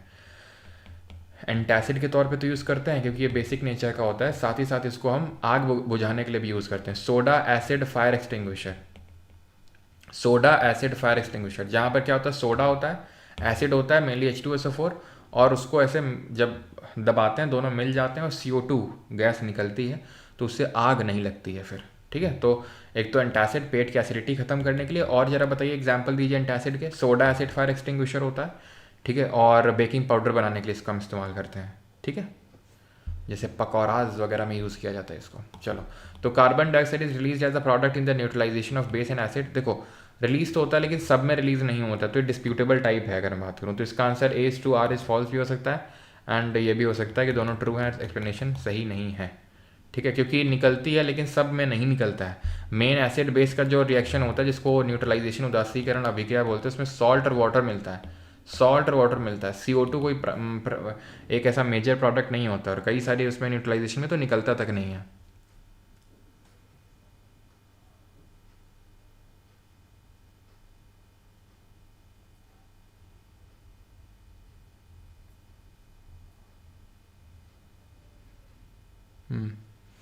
यस, चलो आगे बढ़ते हैं। और भाई कमेंट थोड़ा सा है ना पढ़ाई सिलेक्ट करो, इधर उधर के मत करो, नहीं तो ऐसे में क्या होता है जिनको जो जेन्युइन डाउट होते हैं वो भी छूट जाते हैं।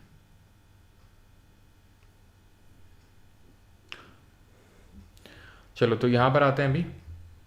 तो ये ध्यान रखना ये मतलब पूरी तरह से सही नहीं है ये।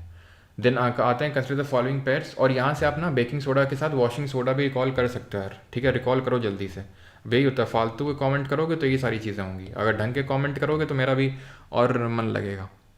अब मैं ब्लॉक कर दूंगा ये कुछ जो मुझे दिख रहे हैं, अभिषेक चौधरी और ये सब, ठीक है। अगर अब ज़्यादा मुझे दिखा भी यहाँ पे तो मैं ब्लॉक करना स्टार्ट करूँगा, ध्यान रखना इस चीज़ का।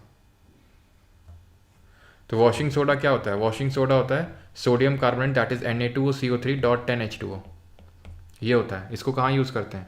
परमानेंट हार्डनेस ऑफ जो वाटर होता है उसको रिमूव करने के लिए यूज़ करते हैं। जो ग्लास इंडस्ट्री होती है वहाँ पर इसका यूज़ करते हैं हम, ठीक है। तो ये चीज़ आपको पता होना चाहिए। इसमें 10 वाटर के मॉलिक्यूल होते हैं। जिप्सम में कितने होते हैं वाटर के मॉलिक्यूल? 2 होते हैं। प्लास्टर ऑफ पेरिस में कितने होते हैं? आधा होता है। और वो कैसे होता है? जब हम 373 केल्विन में इसको हीट कर देते हैं तो 1.5 वाटर का मॉलिक्यूल निकल जाता है। देन ब्लू विट्रियोल में क्या होता है? Copper sulphate dot 5H2O। Green vitriol क्या होता है? आयरन सल्फेट यानी FeSO4.7H2O। वाइट विट्रियोल क्या होता है? जिंक सल्फेट डॉट 7H2O होता है। एंड साथ ही साथ यहाँ पर आप ब्लीचिंग पाउडर को रिकॉल करो, CaOCl2, जिसको कि कैल्शियम हाइपोक्लोराइड भी बोलते हैं, ठीक है। कैल्शियम ऑक्सीक्लोराइड या कैल्शियम हाइपोक्लोराइड, ठीक है, CaOCl2, जिसका हम यूज़ कहाँ पे करते हैं? ब्लीचिंग पाउडर का। तो ब्लीचिंग इंडस्ट्री में ये तो यूज़ करते ही हैं, लेकिन साथ ही साथ वाटर को डिसइंफेक्ट करने में यूज़ करते हैं, बिकॉज इसमें क्लोरीन है और वो काफ़ी पावरफुल डिसइंफेक्टेड एजेंट के तौर पे काम करता है। अब ये है यहाँ पर consider the following pairs. The argumentative Indian, ठीक है, आर्ग्यूमेंटेटिव इंडियन है। देन अमर सेन ने लिखा है इंडिया डिवाइडेड राजेंद्र प्रसाद, और डिस्कवरी ऑफ इंडिया मौलाना आज़ाद। तो तीसरा वाला गलत है, बिकॉज डिस्कवरी ऑफ इंडिया जो लिखा है किसने लिखा है? जवाहरलाल नेहरू ने लिखा है, ठीक, क्लियर। अच्छा बताओ कि जो यही बता दो, जो मौलाना आज़ाद हैं इन्होंने कौन सी बुक लिखी है? इन्होंने कौन सी किताब इनकी?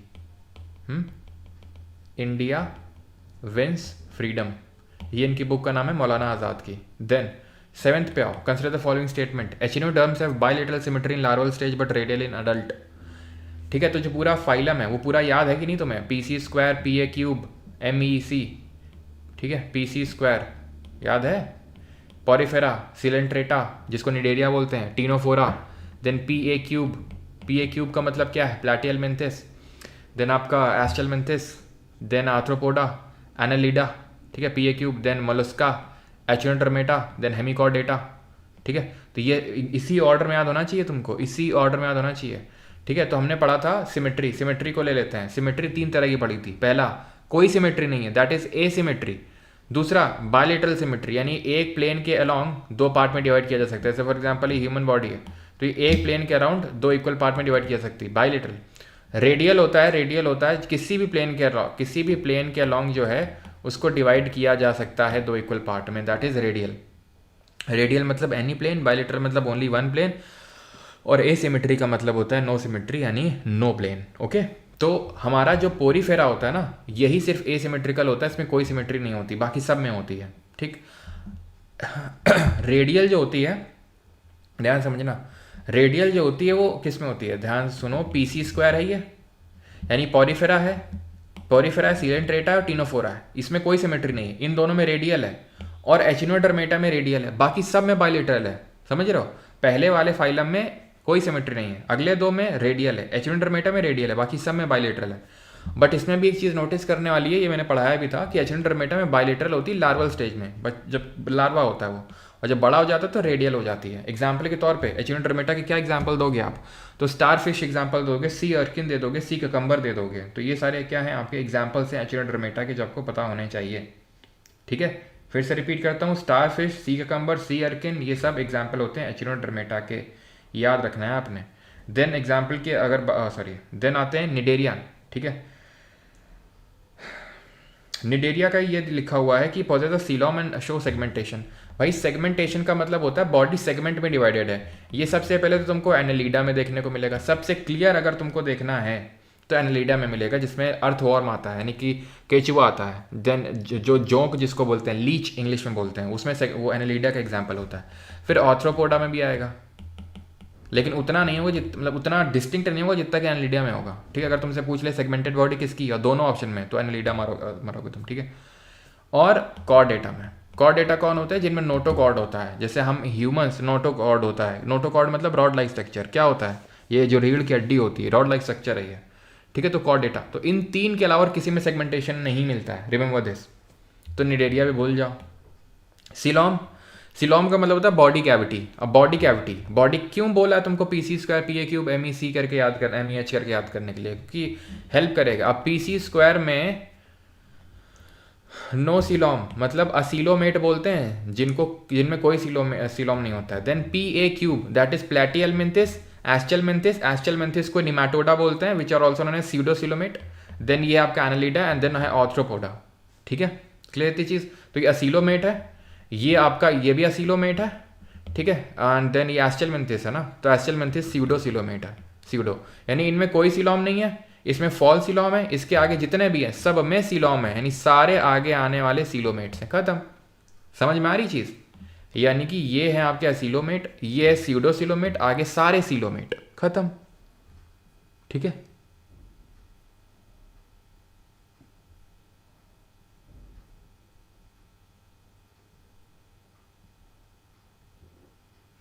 ठीक है। अब मैंने ब्लॉक करना शुरू कर दिया, अब करो ऐसे कमेंट, तुम करेंगे अभी हम।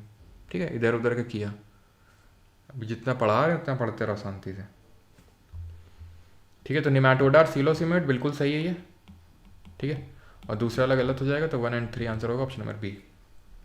याद रहेगा, मैं सब में नहीं जा रहा हूँ। सिलोम बता दिया तुमको, सिमेट्री बता दिया, सेगमेंटेशन, आगे भी बाकी चीज़ें देख लेंगे ऐसे। ठीक है, देन आपका ये quit India movement of 1942 was the most intense phase of India's freedom struggle. Yes, ठीक है, क्योंकि इसी के बाद हमें आज़ादी मिल गई। It was the last major movement. It was launched by Netaji Subhash Chandra Bose. Subhash Chandra Bose ji उस समय इंडियन नेशनल आर्मी में बिजी थे, आईएनए में, जहाँ पर उन्होंने रानी लक्ष्मीबाई जी के नाम पे एक रेजिमेंट भी रेज करी थी, जिसकी लीडर कौन थी? लक्ष्मीबाई सहगल थी, नाम याद रखना उनका। ठीक है, लक्ष्मीबाई सहगल उसकी लीडर थी। अच्छा, टाइगर लीजन या free India legion Subhash Chandra Bose जी ने बनाई थी, ये भी ध्यान रखना है। सुभाष चंद्र बोस जी ने टाइगर लीजन या फ्री इंडिया लीजन भी बनाई थी। क्लियर? ओके, लेकिन आईएनए नहीं बनाई थी। Indian National army, Azad Hind फौज, ये मोहन सिंह ने बनाई थी, जिसको बाद में रास बिहारी बोस ने लीड किया था। तो मोहन सिंह ऑप्शन में नहीं होता, तो रास बिहारी बोस ऑप्शन में होता है। ठीक है, तो ये गलत हो जाएगा, ये सही हो जाएगा, ऑप्शन नंबर बी। कमेंट में बताओ कि सुभाष चंद्र बोस जी ने कौन कौन से नारे लगाए थे, याद करो। दिल्ली चलो बोला था, ठीक है, give me blood I shell give you freedom, तो मुझे खून तो मैं तुम्हें आज़ादी दूंगा। ठीक है, और दिल्ली चलो इन्होंने बोला था। और क्या बोला था? और एक और था इनका, जरा बताओ। और 23 जनवरी को इनका जो जन्मदिवस होता है उसको हम पराक्रम दिवस के रूप में मनाते हैं। उसी दिन आपदा जो प्रबंधन पुरस्कार है वो दिया जाता है। और बोस जी की अगर बात करेंगे तो नेशनल प्लानिंग कमेटी 1938 में बनाई, ऑल इंडिया फॉरवर्ड ब्लॉक 1939 में बनाया, हरिपुरा त्रिपुरी सेशन ऑफ कांग्रेस आपको पता होना चाहिए, हरिपुरा में जीते। त्रिपुरी जो सेशन होता है उसका भी इलेक्शन जीते, और पट्टा भी सीतारामैया को हराया वहाँ पे उन्होंने। ठीक है, क्लियर है? हाँ, इनकलाब जिंदाबाद, कुछ भी बस बोल दो, पागल है हम तो। क्यों? बस लिख दो इनकलाब जिंदाबाद, कुछ समझ में ना आए तो इनकलाब जिंदाबाद।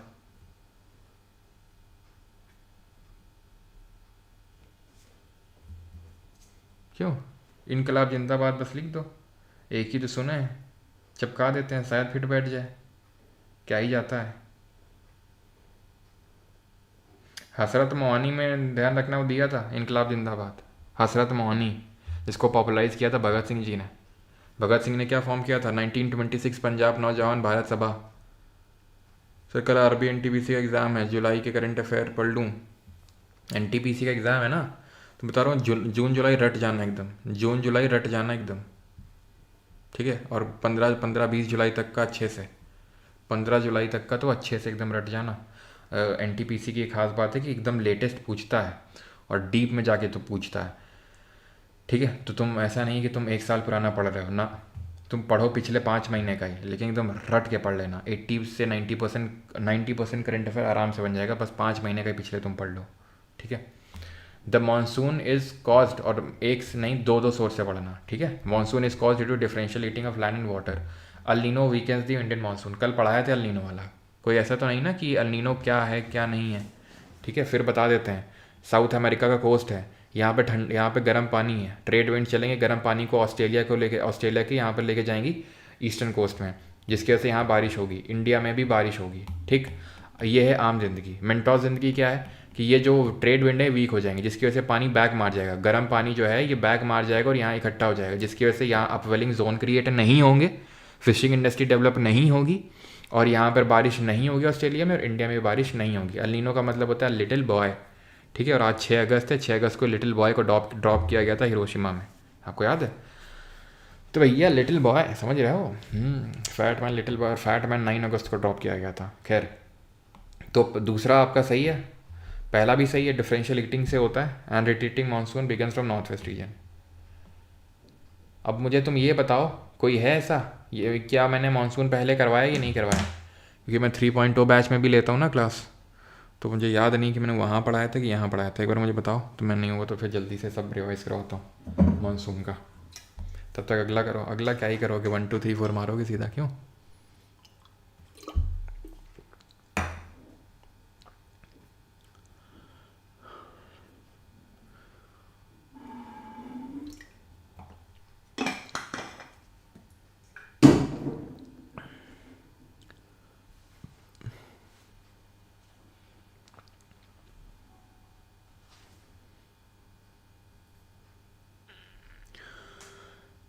नहीं करा ऐसे, पढ़ाया हुआ है। ओके ओके, पढ़ाया है ना, ठीक है, पढ़ाया है, ठीक है। चलो तो आगे बढ़ते हैं। तो यहाँ पर अगर आप देखोगे तो अभी तो तुम लोग बहुत तेज़ बन रहे होगे, ठीक है, बन जाओ 1 2 दिन के लिए और। 1 2 3 4 आई थिंक इसमें दिया ऑप्शन नंबर डी में, ठीक है। चलो अब मनी बिल पे आते हैं। Money bill can only be introduced in the Lok Sabha, सिर्फ लोकसभा में आ सकता है। यस, मनी बिल सिर्फ लोकसभा में आ सकता है, ये चीज़ ध्यान रखना। ऑर्डिनरी बिल दोनों हाउस में आ सकता है, कॉन्स्टिट्यूशनल अमेंडमेंट बिल दोनों हाउस में आ सकता है, मनी बिल में ज़्यादा पावर होती है। मनी बिल का जरा बताओ, मनी बिल का प्रोसीजर किस आर्टिकल में दिया हुआ है, किस आर्टिकल में दिया हुआ मनी बिल का procedure. Rajya Sabha is power to reject a money bill, Rajya Sabha के पास पावर होता है कि वो मनी बिल को रिजेक्ट कर सकता है, गलत, ठीक है। राज्यसभा के पास कम पावर होती है मनी बिल के केस में। क्या कैसा प्रोसीजर होता है बताते हैं, लेकिन पहले देखते हैं क्या तुम लोगों ने किया टाइप। ओके 109, ओके, चलो that is a good thing that 109 लिखा है सभी ने, किसी ने 110 नहीं लिखा है। तो 109 में प्रोसीजर दिया हुआ है, और कैसा प्रोसीजर है कि लोकसभा में ही सिर्फ पहली बात तो ये ओरिजिनेट हो सकता है, देन राज्यसभा में जाएगा ये। राज्यसभा के पास सिर्फ 14 डेज़ का टाइम होता है इस पर रिस्पॉन्ड करने का, और वो अमेंड करने की पावर नहीं होती है, सिर्फ रिकमेंड करने की पावर होती है कि आप सिर्फ रिकमेंड कर सकते हो, अमेंड नहीं कर सकते हो, ठीक है, मनी बिल को। It is now up to Lok Sabha to accept or reject the amendments, वो भी लोकसभा के ऊपर डिपेंड करता है, या तो आप एक्सेप्ट करो या रिजेक्ट करो, ठीक है। यानी कि राज्यसभा खुद से कोई अमेंडमेंट नहीं कर सकता है। तो Rajya Sabha has power to reject a money bill, तो गलत है। 14 दिन का सिर्फ टाइम पीरियड होता है, तो दूसरा गलत, आंसर ऑप्शन नंबर बी, क्योंकि स्पीकर ऑफ लोकसभा डिसाइड करता है कोई बिल मनी बिल होगा या नहीं होगा, और उसका डिसीजन फाइनल होता है। क्या is it subject to judicial review or not. तो इसको लेके एक केस हुआ था 2018 में, जिसको बोलते हैं आधार केस या फिर केएस पुट्टास्वामी। सर वो तो राइट टू प्राइवेसी वाला केस था, बिल्कुल उसी को ही बोलते हैं आधार केस। उसी में सुप्रीम कोर्ट ने बोला था कि क्योंकि आधार का कोई लेना देना ज़्यादा मनी से था नहीं, बस उन्होंने क्या किया, गवर्नमेंट ने राज्यसभा को बाईपास करने के लिए उन्होंने एक मनी का क्लॉज ऐड कर दिया, और बस राज्यसभा को उसमें कम पावर मिल गई, क्योंकि वो मनी बिल घोषित कर दिया लोकसभा के स्पीकर ने। और आपको भी पता है कि लोकसभा स्पीकर कितना निष्पक्ष होता है, वो आप ओम बिरला को देखिए, नहीं वो तो मैं आज एक मीम डालूंगा, आपको समझ में आ जाएगा। हाँ, जब जब देख रहे होंगे, मैं वही कल देख रहा था, मैं पार्लियामेंट प्रोसीडिंग देखता हूँ जब खाना वाना खाता हूँ ना, तो देखता हूँ मैं, तो उस टाइम पे जरा देखना, ठीक है। तो भाई फालतू क्या है ना, यहाँ कमेंट वमेंट मत किया करो, सीजल पोस्टपोन हो गया तो फिर, है ना। तो जब देखो, जब वो मैं कल देख रहा था, कौन बोल रहा था, हाँ मोदी जी, भाई सब इतने खुश ओम बिरला, मतलब खुशी का ठिकाना नहीं। और जब अपोजिशन बोलता है कोई भी हो चाहे, एकदम दुखी बैठे रहते, तो आपको भी पता है कितना निष्पक्ष होता है। तो बस बाईपास करने के लिए सुप्रीम कोर्ट ने बोला आप ऐसे मनी का प्रोविजन कोई डाल के नहीं कर सकते उसको, ठीक है। तो ये चीज़ बोला गया था इसी केस में। और ये चीज़ पता होनी चाहिए कि मनी बिल का जो मनी बिल होता है, मनी बिल जो धन विधेयक होता है, वहाँ पर प्रेसिडेंट का प्रायर रिकमेंडेशन लेना होता है। इट इज़ ज़रूरी, बहुत ज़रूरी है कि प्रेसिडेंट का आपको प्रायर रिकमेंडेशन लेना है। इसी वजह से प्रेसिडेंट के पास यहाँ पर सस्पेंसिव वीटो नहीं यूज़ कर सकता है। वो सस्पेंसिव वीटो मतलब बिल को रिटर्न नहीं कर सकता है। अब इसी से आप रिकॉल कर सकते हो Tamil Nadu government versus governor of Tamil Nadu, ठीक है। तमिलनाडु की जो स्टेट गवर्नमेंट है वर्सेस वहाँ के जो गवर्नर है आर एन रवि, उनके बीच में विवाद हुआ था। मैटर गया सुप्रीम कोर्ट में, और सुप्रीम कोर्ट ने कुछ जजमेंट दी थी जो हम पहले ही केसेस वाले वीडियो में डिस्कस कर चुके हैं, आपको पता होना चाहिए। देन जब उसके बाद वो हुआ तो उसके बाद आर्टिकल नंबर 143 के तहत president of India Droupadi Murmu ji ने एडवाइजरी जुरिस्डिक्शन का यूज़ करके सुप्रीम कोर्ट से 14 सवाल पूछे। ये सब पता होना चाहिए तुमको, ठीक है, सोते मत रहा करो।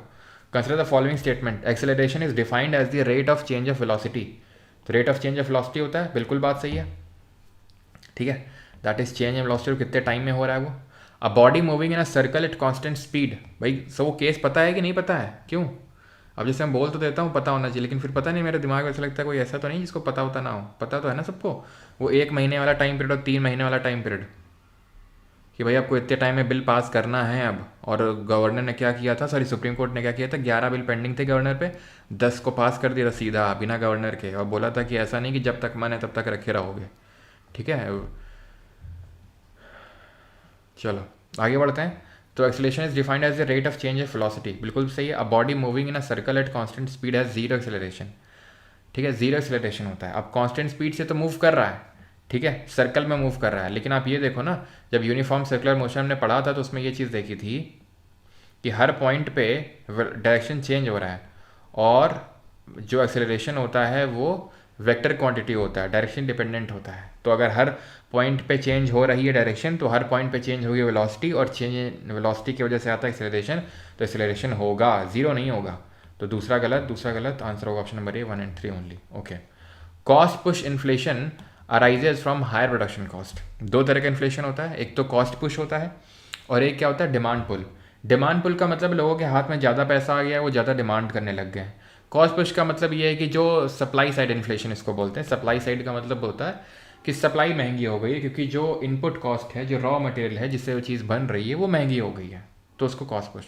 इट इज़ टिपिकली कंट्रोल्ड, इसको कंट्रोल किया जाता है by reducing consumer demand through tax increases, यानी कि कंज्यूमर को आप कम पैसा दोगे तो कॉस्ट पुश इन्फ्लेशन कम हो जाएगा। नहीं, ये सप्लाई साइड इन्फ्लेशन है, तो सप्लाई साइड आपको इनिशिएटिव लेने पड़ेंगे, ये डिमांड साइड ले रहे हो आप, ठीक है। जैसे कि लोग, एक इन्फ्लेशन है डिमांड पुल इन्फ्लेशन, तो डिमांड पुल इन्फ्लेशन है क्योंकि लोग ज़्यादा डिमांड करें, पैसा ज़्यादा उनके हाथ में, तो क्या कर दो, टैक्स बढ़ा दो। टैक्स बढ़ाना किस तरह की पॉलिसी होती है, हैं, किस तरह की पॉलिसी होती है, तो ये कॉन्ट्रैक्शनरी फिस्कल पॉलिसी होती है, ना कि मॉनेटरी। क्यों, क्योंकि गवर्नमेंट ऑफ इंडिया कर रहा है इसलिए। अगर आरबीआई करता तो मॉनेटरी पॉलिसी होता, क्योंकि गवर्नमेंट कर रही है और वो इंक्रीज कर रही है टैक्स, तो लोगों के हाथों में पैसा कम जाएगा, तो कॉन्ट्रैक्शनरी फिस्कल पॉलिसी, ठीक है। अगर लोगों के हाथ में पैसा ज़्यादा होगा, अगर डिमांड पुल होता, लेकिन ये तो कॉस्ट पुश है। कॉस्ट पुश है मतलब कि चीज़ों के दाम महंगे हो रहे हैं क्योंकि उनको बनाने की लागत महंगी हो रही है, तो उस साइड हम टैकल करेंगे। तो दूसरा जो रीज़न है तो बिल्कुल गलत है, पहला सही है, option number A, sorry B. Consider the following statement. अर्थशास्त्र describes espionage, taxation and war strategies. अब इस तरह के जो स्टेटमेंट होते हैं, कहीं डेटा है, कहीं फैक्ट है, कहीं स्टीम कीवर्ड है, नहीं है। ज़्यादा डाउट मत किया करो इन स्टेटमेंट में। मैं ये नहीं बोल रहा हूँ कि तुरंत फर्स्ट मार्क टिक और उसके बेसिस पे आप एलिमिनेशन कर डालो, लेकिन ठीक है, जब डाउट हो तो इस तरह के जो स्टेटमेंट है उनको सही मानना है अपने को, कि हाँ इतना बड़ा अर्थशास्त्र है, ठीक है, जो कौटिल्य, विष्णुगुप्त, चाणक्य ने लिखा था, तो उसमें कहीं ना कहीं तो मेंशन किया ही होगा, टैक्सेशन का, वॉर स्ट्रैटेजी का, स्पाइनेज का मेंशन किया ही होगा, ठीक है। तो जनरली सही होते हैं, इसमें कोई डेटा, कोई फैक्ट, कोई एक्सट्रीम कीवर्ड नहीं है। Megasthenes mention the absence of slavery in modern dynasty, तो स्लेवरी नहीं है, ये मेगास्थनीज ने बोला था, ये सही है बात। अर्थशास्त्र में तो लिखा था स्लेवरी है, लेकिन मेगास्थनीज ने जो किताब लिखी थी, कौन सी किताब थी मेगास्थनीज की, जरा बताओ, आई से नाम शुरू होता है उसका।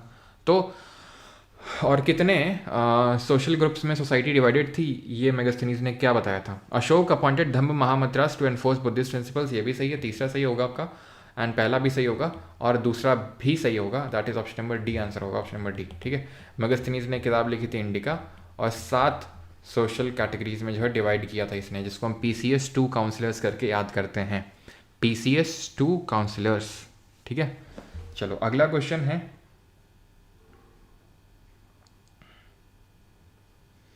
सर चलो, WTO deals with intellectual property under trips. IMF, चलो नहीं पता है, क्वेश्चन मार्क लगाओ। IMF regulates global oil prices. तो इस तरह से करना है स्टेटमेंट वाले क्वेश्चन को, नहीं श्योर हो क्वेश्चन मार्क लगाओ, बाद में देखेंगे। लेकिन पहले तीनों पढ़ो, देखो उसमें से कौन सबसे आसान लग रहा है। IMF regulates global oil prices. अच्छा, IMF का ऑयल से क्या लेने देना, नहीं तुम खुद सोचो। इंटरनेशनल मॉनेटरी फंड जो लोन वोन देता है, उसका तेल से क्या लेने देना, उसके लिए तो अलग होता है ना, OPEC, oil petroleum and exporting countries. इसका हेडक्वार्टर कहाँ है, ऑस्ट्रिया, वियना में, ठीक है, वियना ऑस्ट्रिया में। तो दूसरा गलत, खत्म खत्म खत्म खत्म, ठीक है सर। उसमें से वो थे भाई, PCS 2 का मतलब होता है फिलोसोफर, पहले उसमें थे, ठीक है, पहला जो क्लास था उसको फिलोसोफर का बोला उसने, देन कल्टिवेटर या farmer, then soldier, then PCS 2, ठीक है, देन ट्रेडर, देन W से क्या था,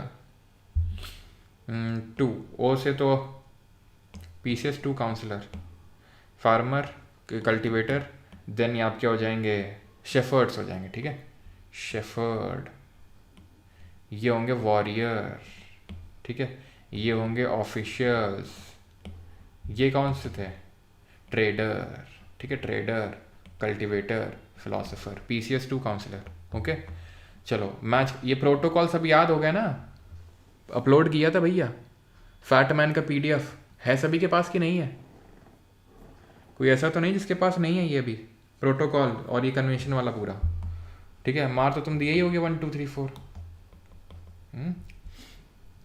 क्यों, है ना सबके पास। क्या ऑल सब्जेक्ट का बॉम्ब शॉर्ट होगा, देखो इकोनॉमिक्स हो चुका है, पॉलिटिकल होगा, ज्योग्राफी का भी होगा, हिस्ट्री का भी होगा, साइंस का मैं कंफर्म नहीं कर सकता हूँ, साइंस का शायद नहीं होगा, ये नहीं होगा, देखेंगे, एक पूरा क्लास में ले लेंगे जैसा भी होगा।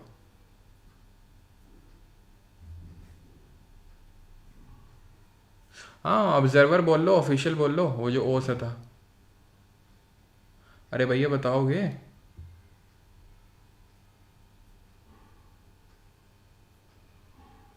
No no no no no, नहीं है सर। अच्छा, एक सेकंड में भी डलवा देता हूँ, रुको रुको रुको रुको रुको रुको रुको रुको रुको रुको रुको रुको रुको।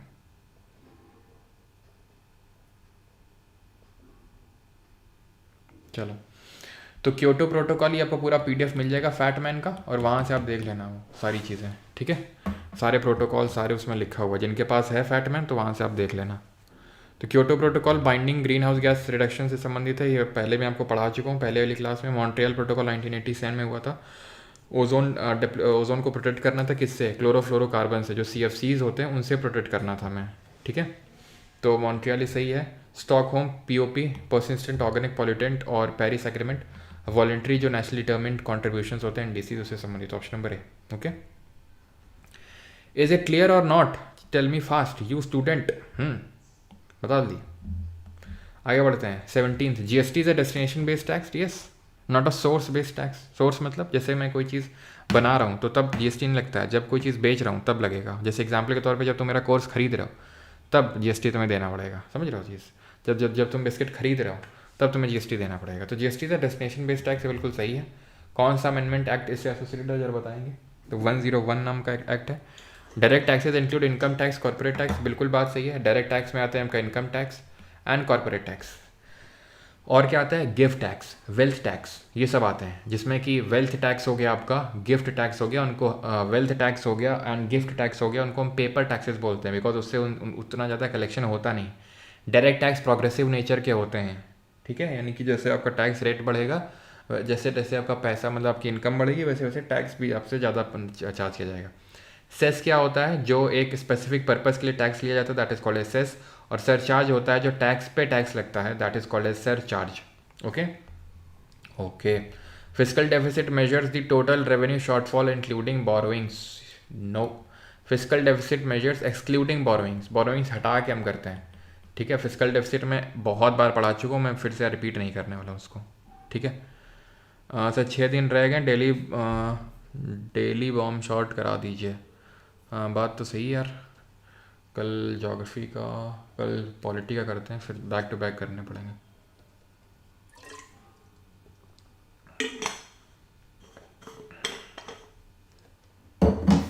Battle of Talikota in 1565 led to the decline of Vijayanagar.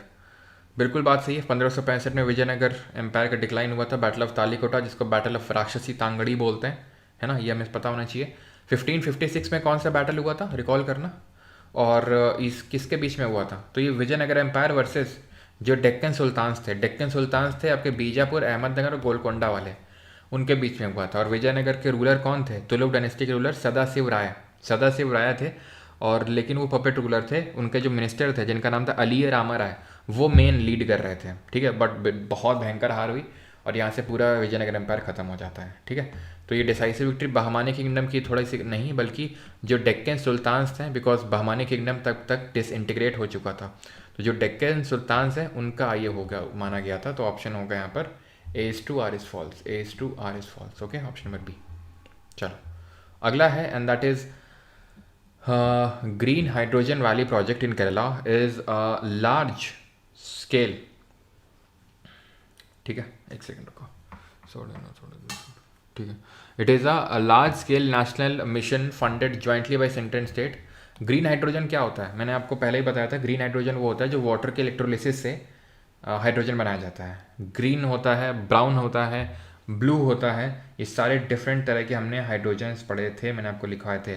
जरा बताओ तो ब्राउन हाइड्रोजन क्या होता है? तो ब्राउन क्या होता है? जो फॉसिल फ्यूल से बनाया जाए उसको ब्राउन हाइड्रोजन बोलते हैं। जो इलेक्ट्रोलिसिस से बनाया जाए वो आपका ग्रीन होता है, ठीक है। फॉसिल फ्यूल मतलब जैसे कोल वगैरह से बनाया जाए उसको ब्राउन बोलते हैं, ठीक है।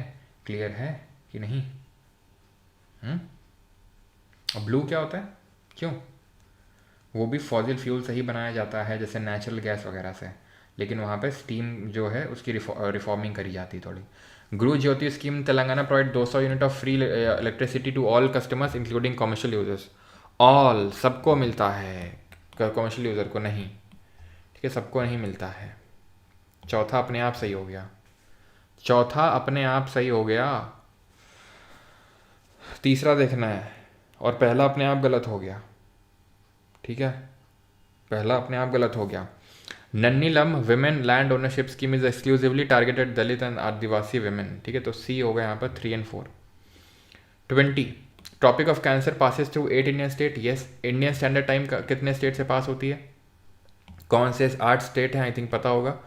गुजरात, राजस्थान, मध्य प्रदेश, गुजराती राजा made, chief justice that is Chhattisgarh, win that is West Bengal, the meeting that is Tripura and Mizoram, ठीक है। तो 2, 2, 4, 2, 6, 1, 7, यानी एक हमने मिस कर दिया, गुजराती राजा मेड चीफ जस्टिस, जस्टिस मतलब झारखंड, तो झारखंड, ठीक है, ये 8। और बाकी अगर बात करें इंडियन स्टैंडर्ड टाइम तो ये 5 स्टेट से पास होती है, जिसको कि हम मौका करके याद करते हैं, दैट इज़ MP, ठीक है, उड़ीसा, उत्तर प्रदेश, छत्तीसगढ़ और आंध्र प्रदेश। और दोनों का मिलन कहाँ होता है? इंडिया की tropic of cancer, Indian standard time, दोनों का मिलन होता है आपका जो कोरिया डिस्ट्रिक्ट पड़ती है छत्तीसगढ़ में, वहाँ पर जो कोरिया डिस्ट्रिक्ट पड़ती है बैकवर्ड डिवीजन में छत्तीसगढ़ में, वहाँ पे। India lies in the eastern and northern hemisphere. Yes, India जो है जैसे कि हमारा ग्लोब है, ठीक है, और ये इक्वेटर है, ये प्राइम मेरिडियन है, तो यहाँ पर इंडिया लाई करता है नॉर्थ ईस्टर्न हेमिस्फीयर में। तो ये भी दूसरा भी सही होगा। और 82.5 डिग्री ईस्ट है ऑप्शन नंबर 3। और इसको हम बोलते हैं क्या? इसी को ही हम बोलते हैं मिर्ज़ापुर क्लॉक टावर, बिकॉज ये मिर्ज़ापुर से पास होती है और इलाहाबाद के नैनी से पास होती है। और ये इंडियन स्टैंडर्ड टाइम 5.5 आवर्स यानी कि 5.5 घंटे आगे है, अहेड है किससे? ग्रीनविच मीन टाइम से, दैट इज GMT से, okay. Supreme court is a court of record. Supreme court court of record है। कौन सा आर्टिकल बोलता है जरा बताइए? Article number 129। और वो अपने कंटेम्प्ट के लिए पनिश भी कर सकता है। और सुप्रीम कोर्ट की जो सीट होगी वो दिल्ली में होगी। ये किस आर्टिकल से पता चलता है? High courts can issue writs only for fundamental rights. गलत है, क्योंकि हमें पता है हाई कोर्ट का रिट ज्यूरिसडिक्शन वाइड होता है as compare to supreme court. Writ कितनी होती है? 5 तरह की होती है। Habeas corpus, then habeas corpus का मतलब होता है to have the body of, जब किसी का अनलॉफुल डिटेंशन हो जाता है तब इसको इशू किया जाता है। देन अगर लॉफुल डिटेंशन हुआ है तो इसको इशू नहीं किया सकता है। देन मैंडमस, इसका मतलब होता है वी कमांड, जब कोई एक पब्लिक ऑफिशियल मैंडेटरी काम ना कर रहा हो तब इसको इशू किया जाता है, लेकिन प्रेसिडेंट गवर्नर इनके खिलाफ इशू नहीं किया सकता है, ठीक है।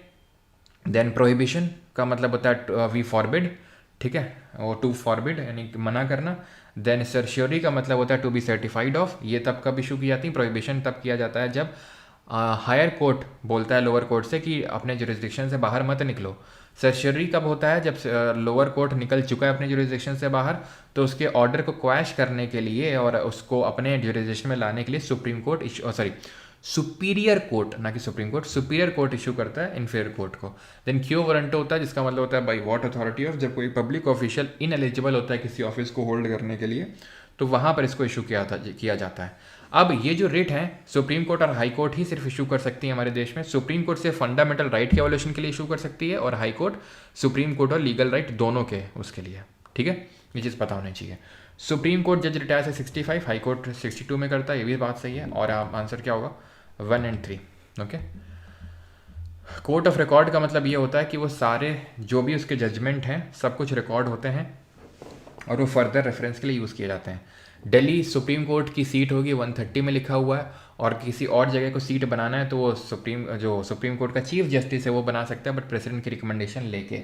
131 में ओरिजिनल जुरिस्डिक्शन है, 132, 133, 134 में एपेलेट जुरिस्डिक्शन है, कॉन्स्टिट्यूशनल मैटर, सिविल मैटर और क्रिमिनल मैटर में। 141 में ये लिखा हुआ है कि सुप्रीम कोर्ट का कोई भी ऑर्डर या डिक्री जो है वो बाइंडिंग होगा सारे कोर्ट्स में। ठीक है। 144 में क्या लिखा हुआ है कि सारे कोर्ट जो है असिस्ट करेंगे सुप्रीम कोर्ट को उसके वर्क में।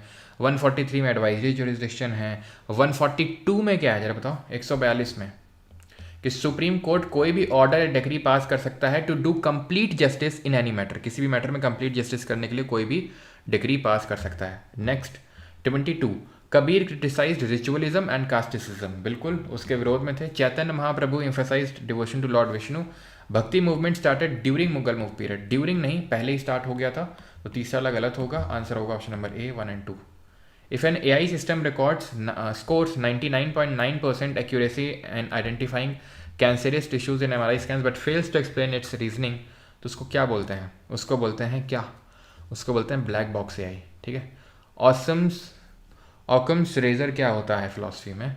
Ethical principle of doing no harm, belief in multiple truths, preference for simpler explanation, या रिजेक्टिंग एम्पिरिसिज्म। बताओ जल्दी से क्या होगा। और 25 लास्ट है, इंडिया की बेटर रैंक है सिपरी में। सिपरी मतलब Stockholm International Peace Research Institute, जो ये बताता है कि कोई आम कितने इंपोर्ट कर रहा है।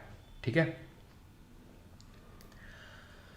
कोई कितने आम इंपोर्ट कर रहा है, कौन से रैंक पे, उसको बोलते हैं। ठीक है, तो इंडिया जो है टॉप 10 में आता है। और किस में आता है इंडिया जो है?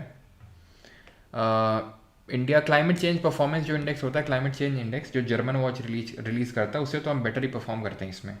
ठीक है, 5th नंबर पे हैं हम अगर देखें मिलिट्री स्पेंडिंग के टर्म्स में। ठीक है, मिलिट्री स्पेंडिंग के टर्म्स में 5th नंबर पे हैं। और वहीं पर अगर बात करेंगे इसमें, दैट इज़ जो आपका ये क्या बोलते हैं क्लाइमेट चेंज इंडेक्स है, इसमें 5th से तो नीचे ही है। ठीक है, 5th से तो नीचे ही हैं। आई थिंक लगभग आते तो इसमें भी टॉप 10 में है, लेकिन हाँ इंडिया रैंक जो है बेटर रहती है सिपरी में अगर बात करेंगे। ठीक है, तो आंसर होगा यहाँ पर ऑप्शन नंबर फर्स्ट, यानी कि इंडिया की रैंक ऊपर रहती है। जैसे आई थिंक इसमें कुछ 10th के समथिंग रहती है, और इसमें जो रिसेंट वाली है इसमें 5वीं है। डेनमार्क क्लीनेस्ट सिटी है, ये भी सही है। Global fire power index 2025 is issued by global fire power, yes. ठीक है, Norway leads in human development report, सही है चारों। ठीक है, चारों आपके सही हैं। क्लियर है?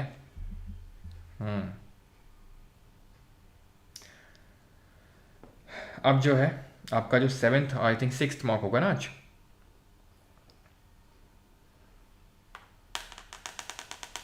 इसका आंसर क्या होगा? सी होगा। ठीक है, तो 6th मॉक होगा ना आज, तो वो आपको मिल जाएगा और उसको हम करेंगे आज शाम को। ठीक है, 6th मॉक को शाम को करेंगे, और वो अपलोड हो चुका है अभी से 10 मिनट पहले, तो वहाँ पर जाइए उसको अटेम्प्ट करिए, एंड हम मिलते हैं शाम को। Okay, clear?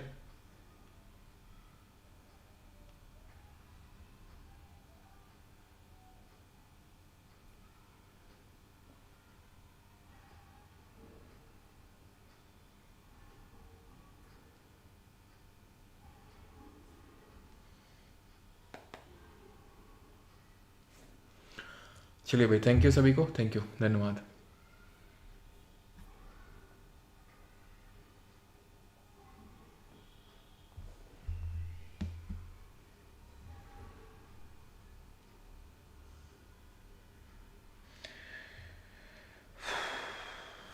स्टेनो वाले स्टूडेंट्स का एग्ज़ाम ख़त्म हो गया है, वही दिक्कतें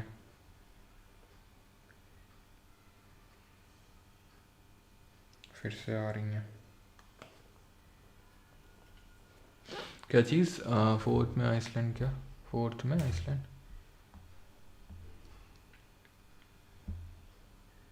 यस यस यस यस, यहाँ पे आइसलैंड होगा। ये यूएनडीपी वाली रिपोर्ट है, ये मैंने कुछ और समझ लिया था आई थिंक। ठीक है, ये यूएनडीपी वाली ह्यूमन डेवलपमेंट रिपोर्ट जो UNDP that is United Nation Development Programme release करता है, इसमें आइसलैंड होगा। ठीक है, आइसलैंड। तो आंसर होगा ऑप्शन नंबर बी 1 2 3। यस। चलिए, है क्या ना कि स्टेनो वालों के मैसेजेस आना शुरू हो गए थे।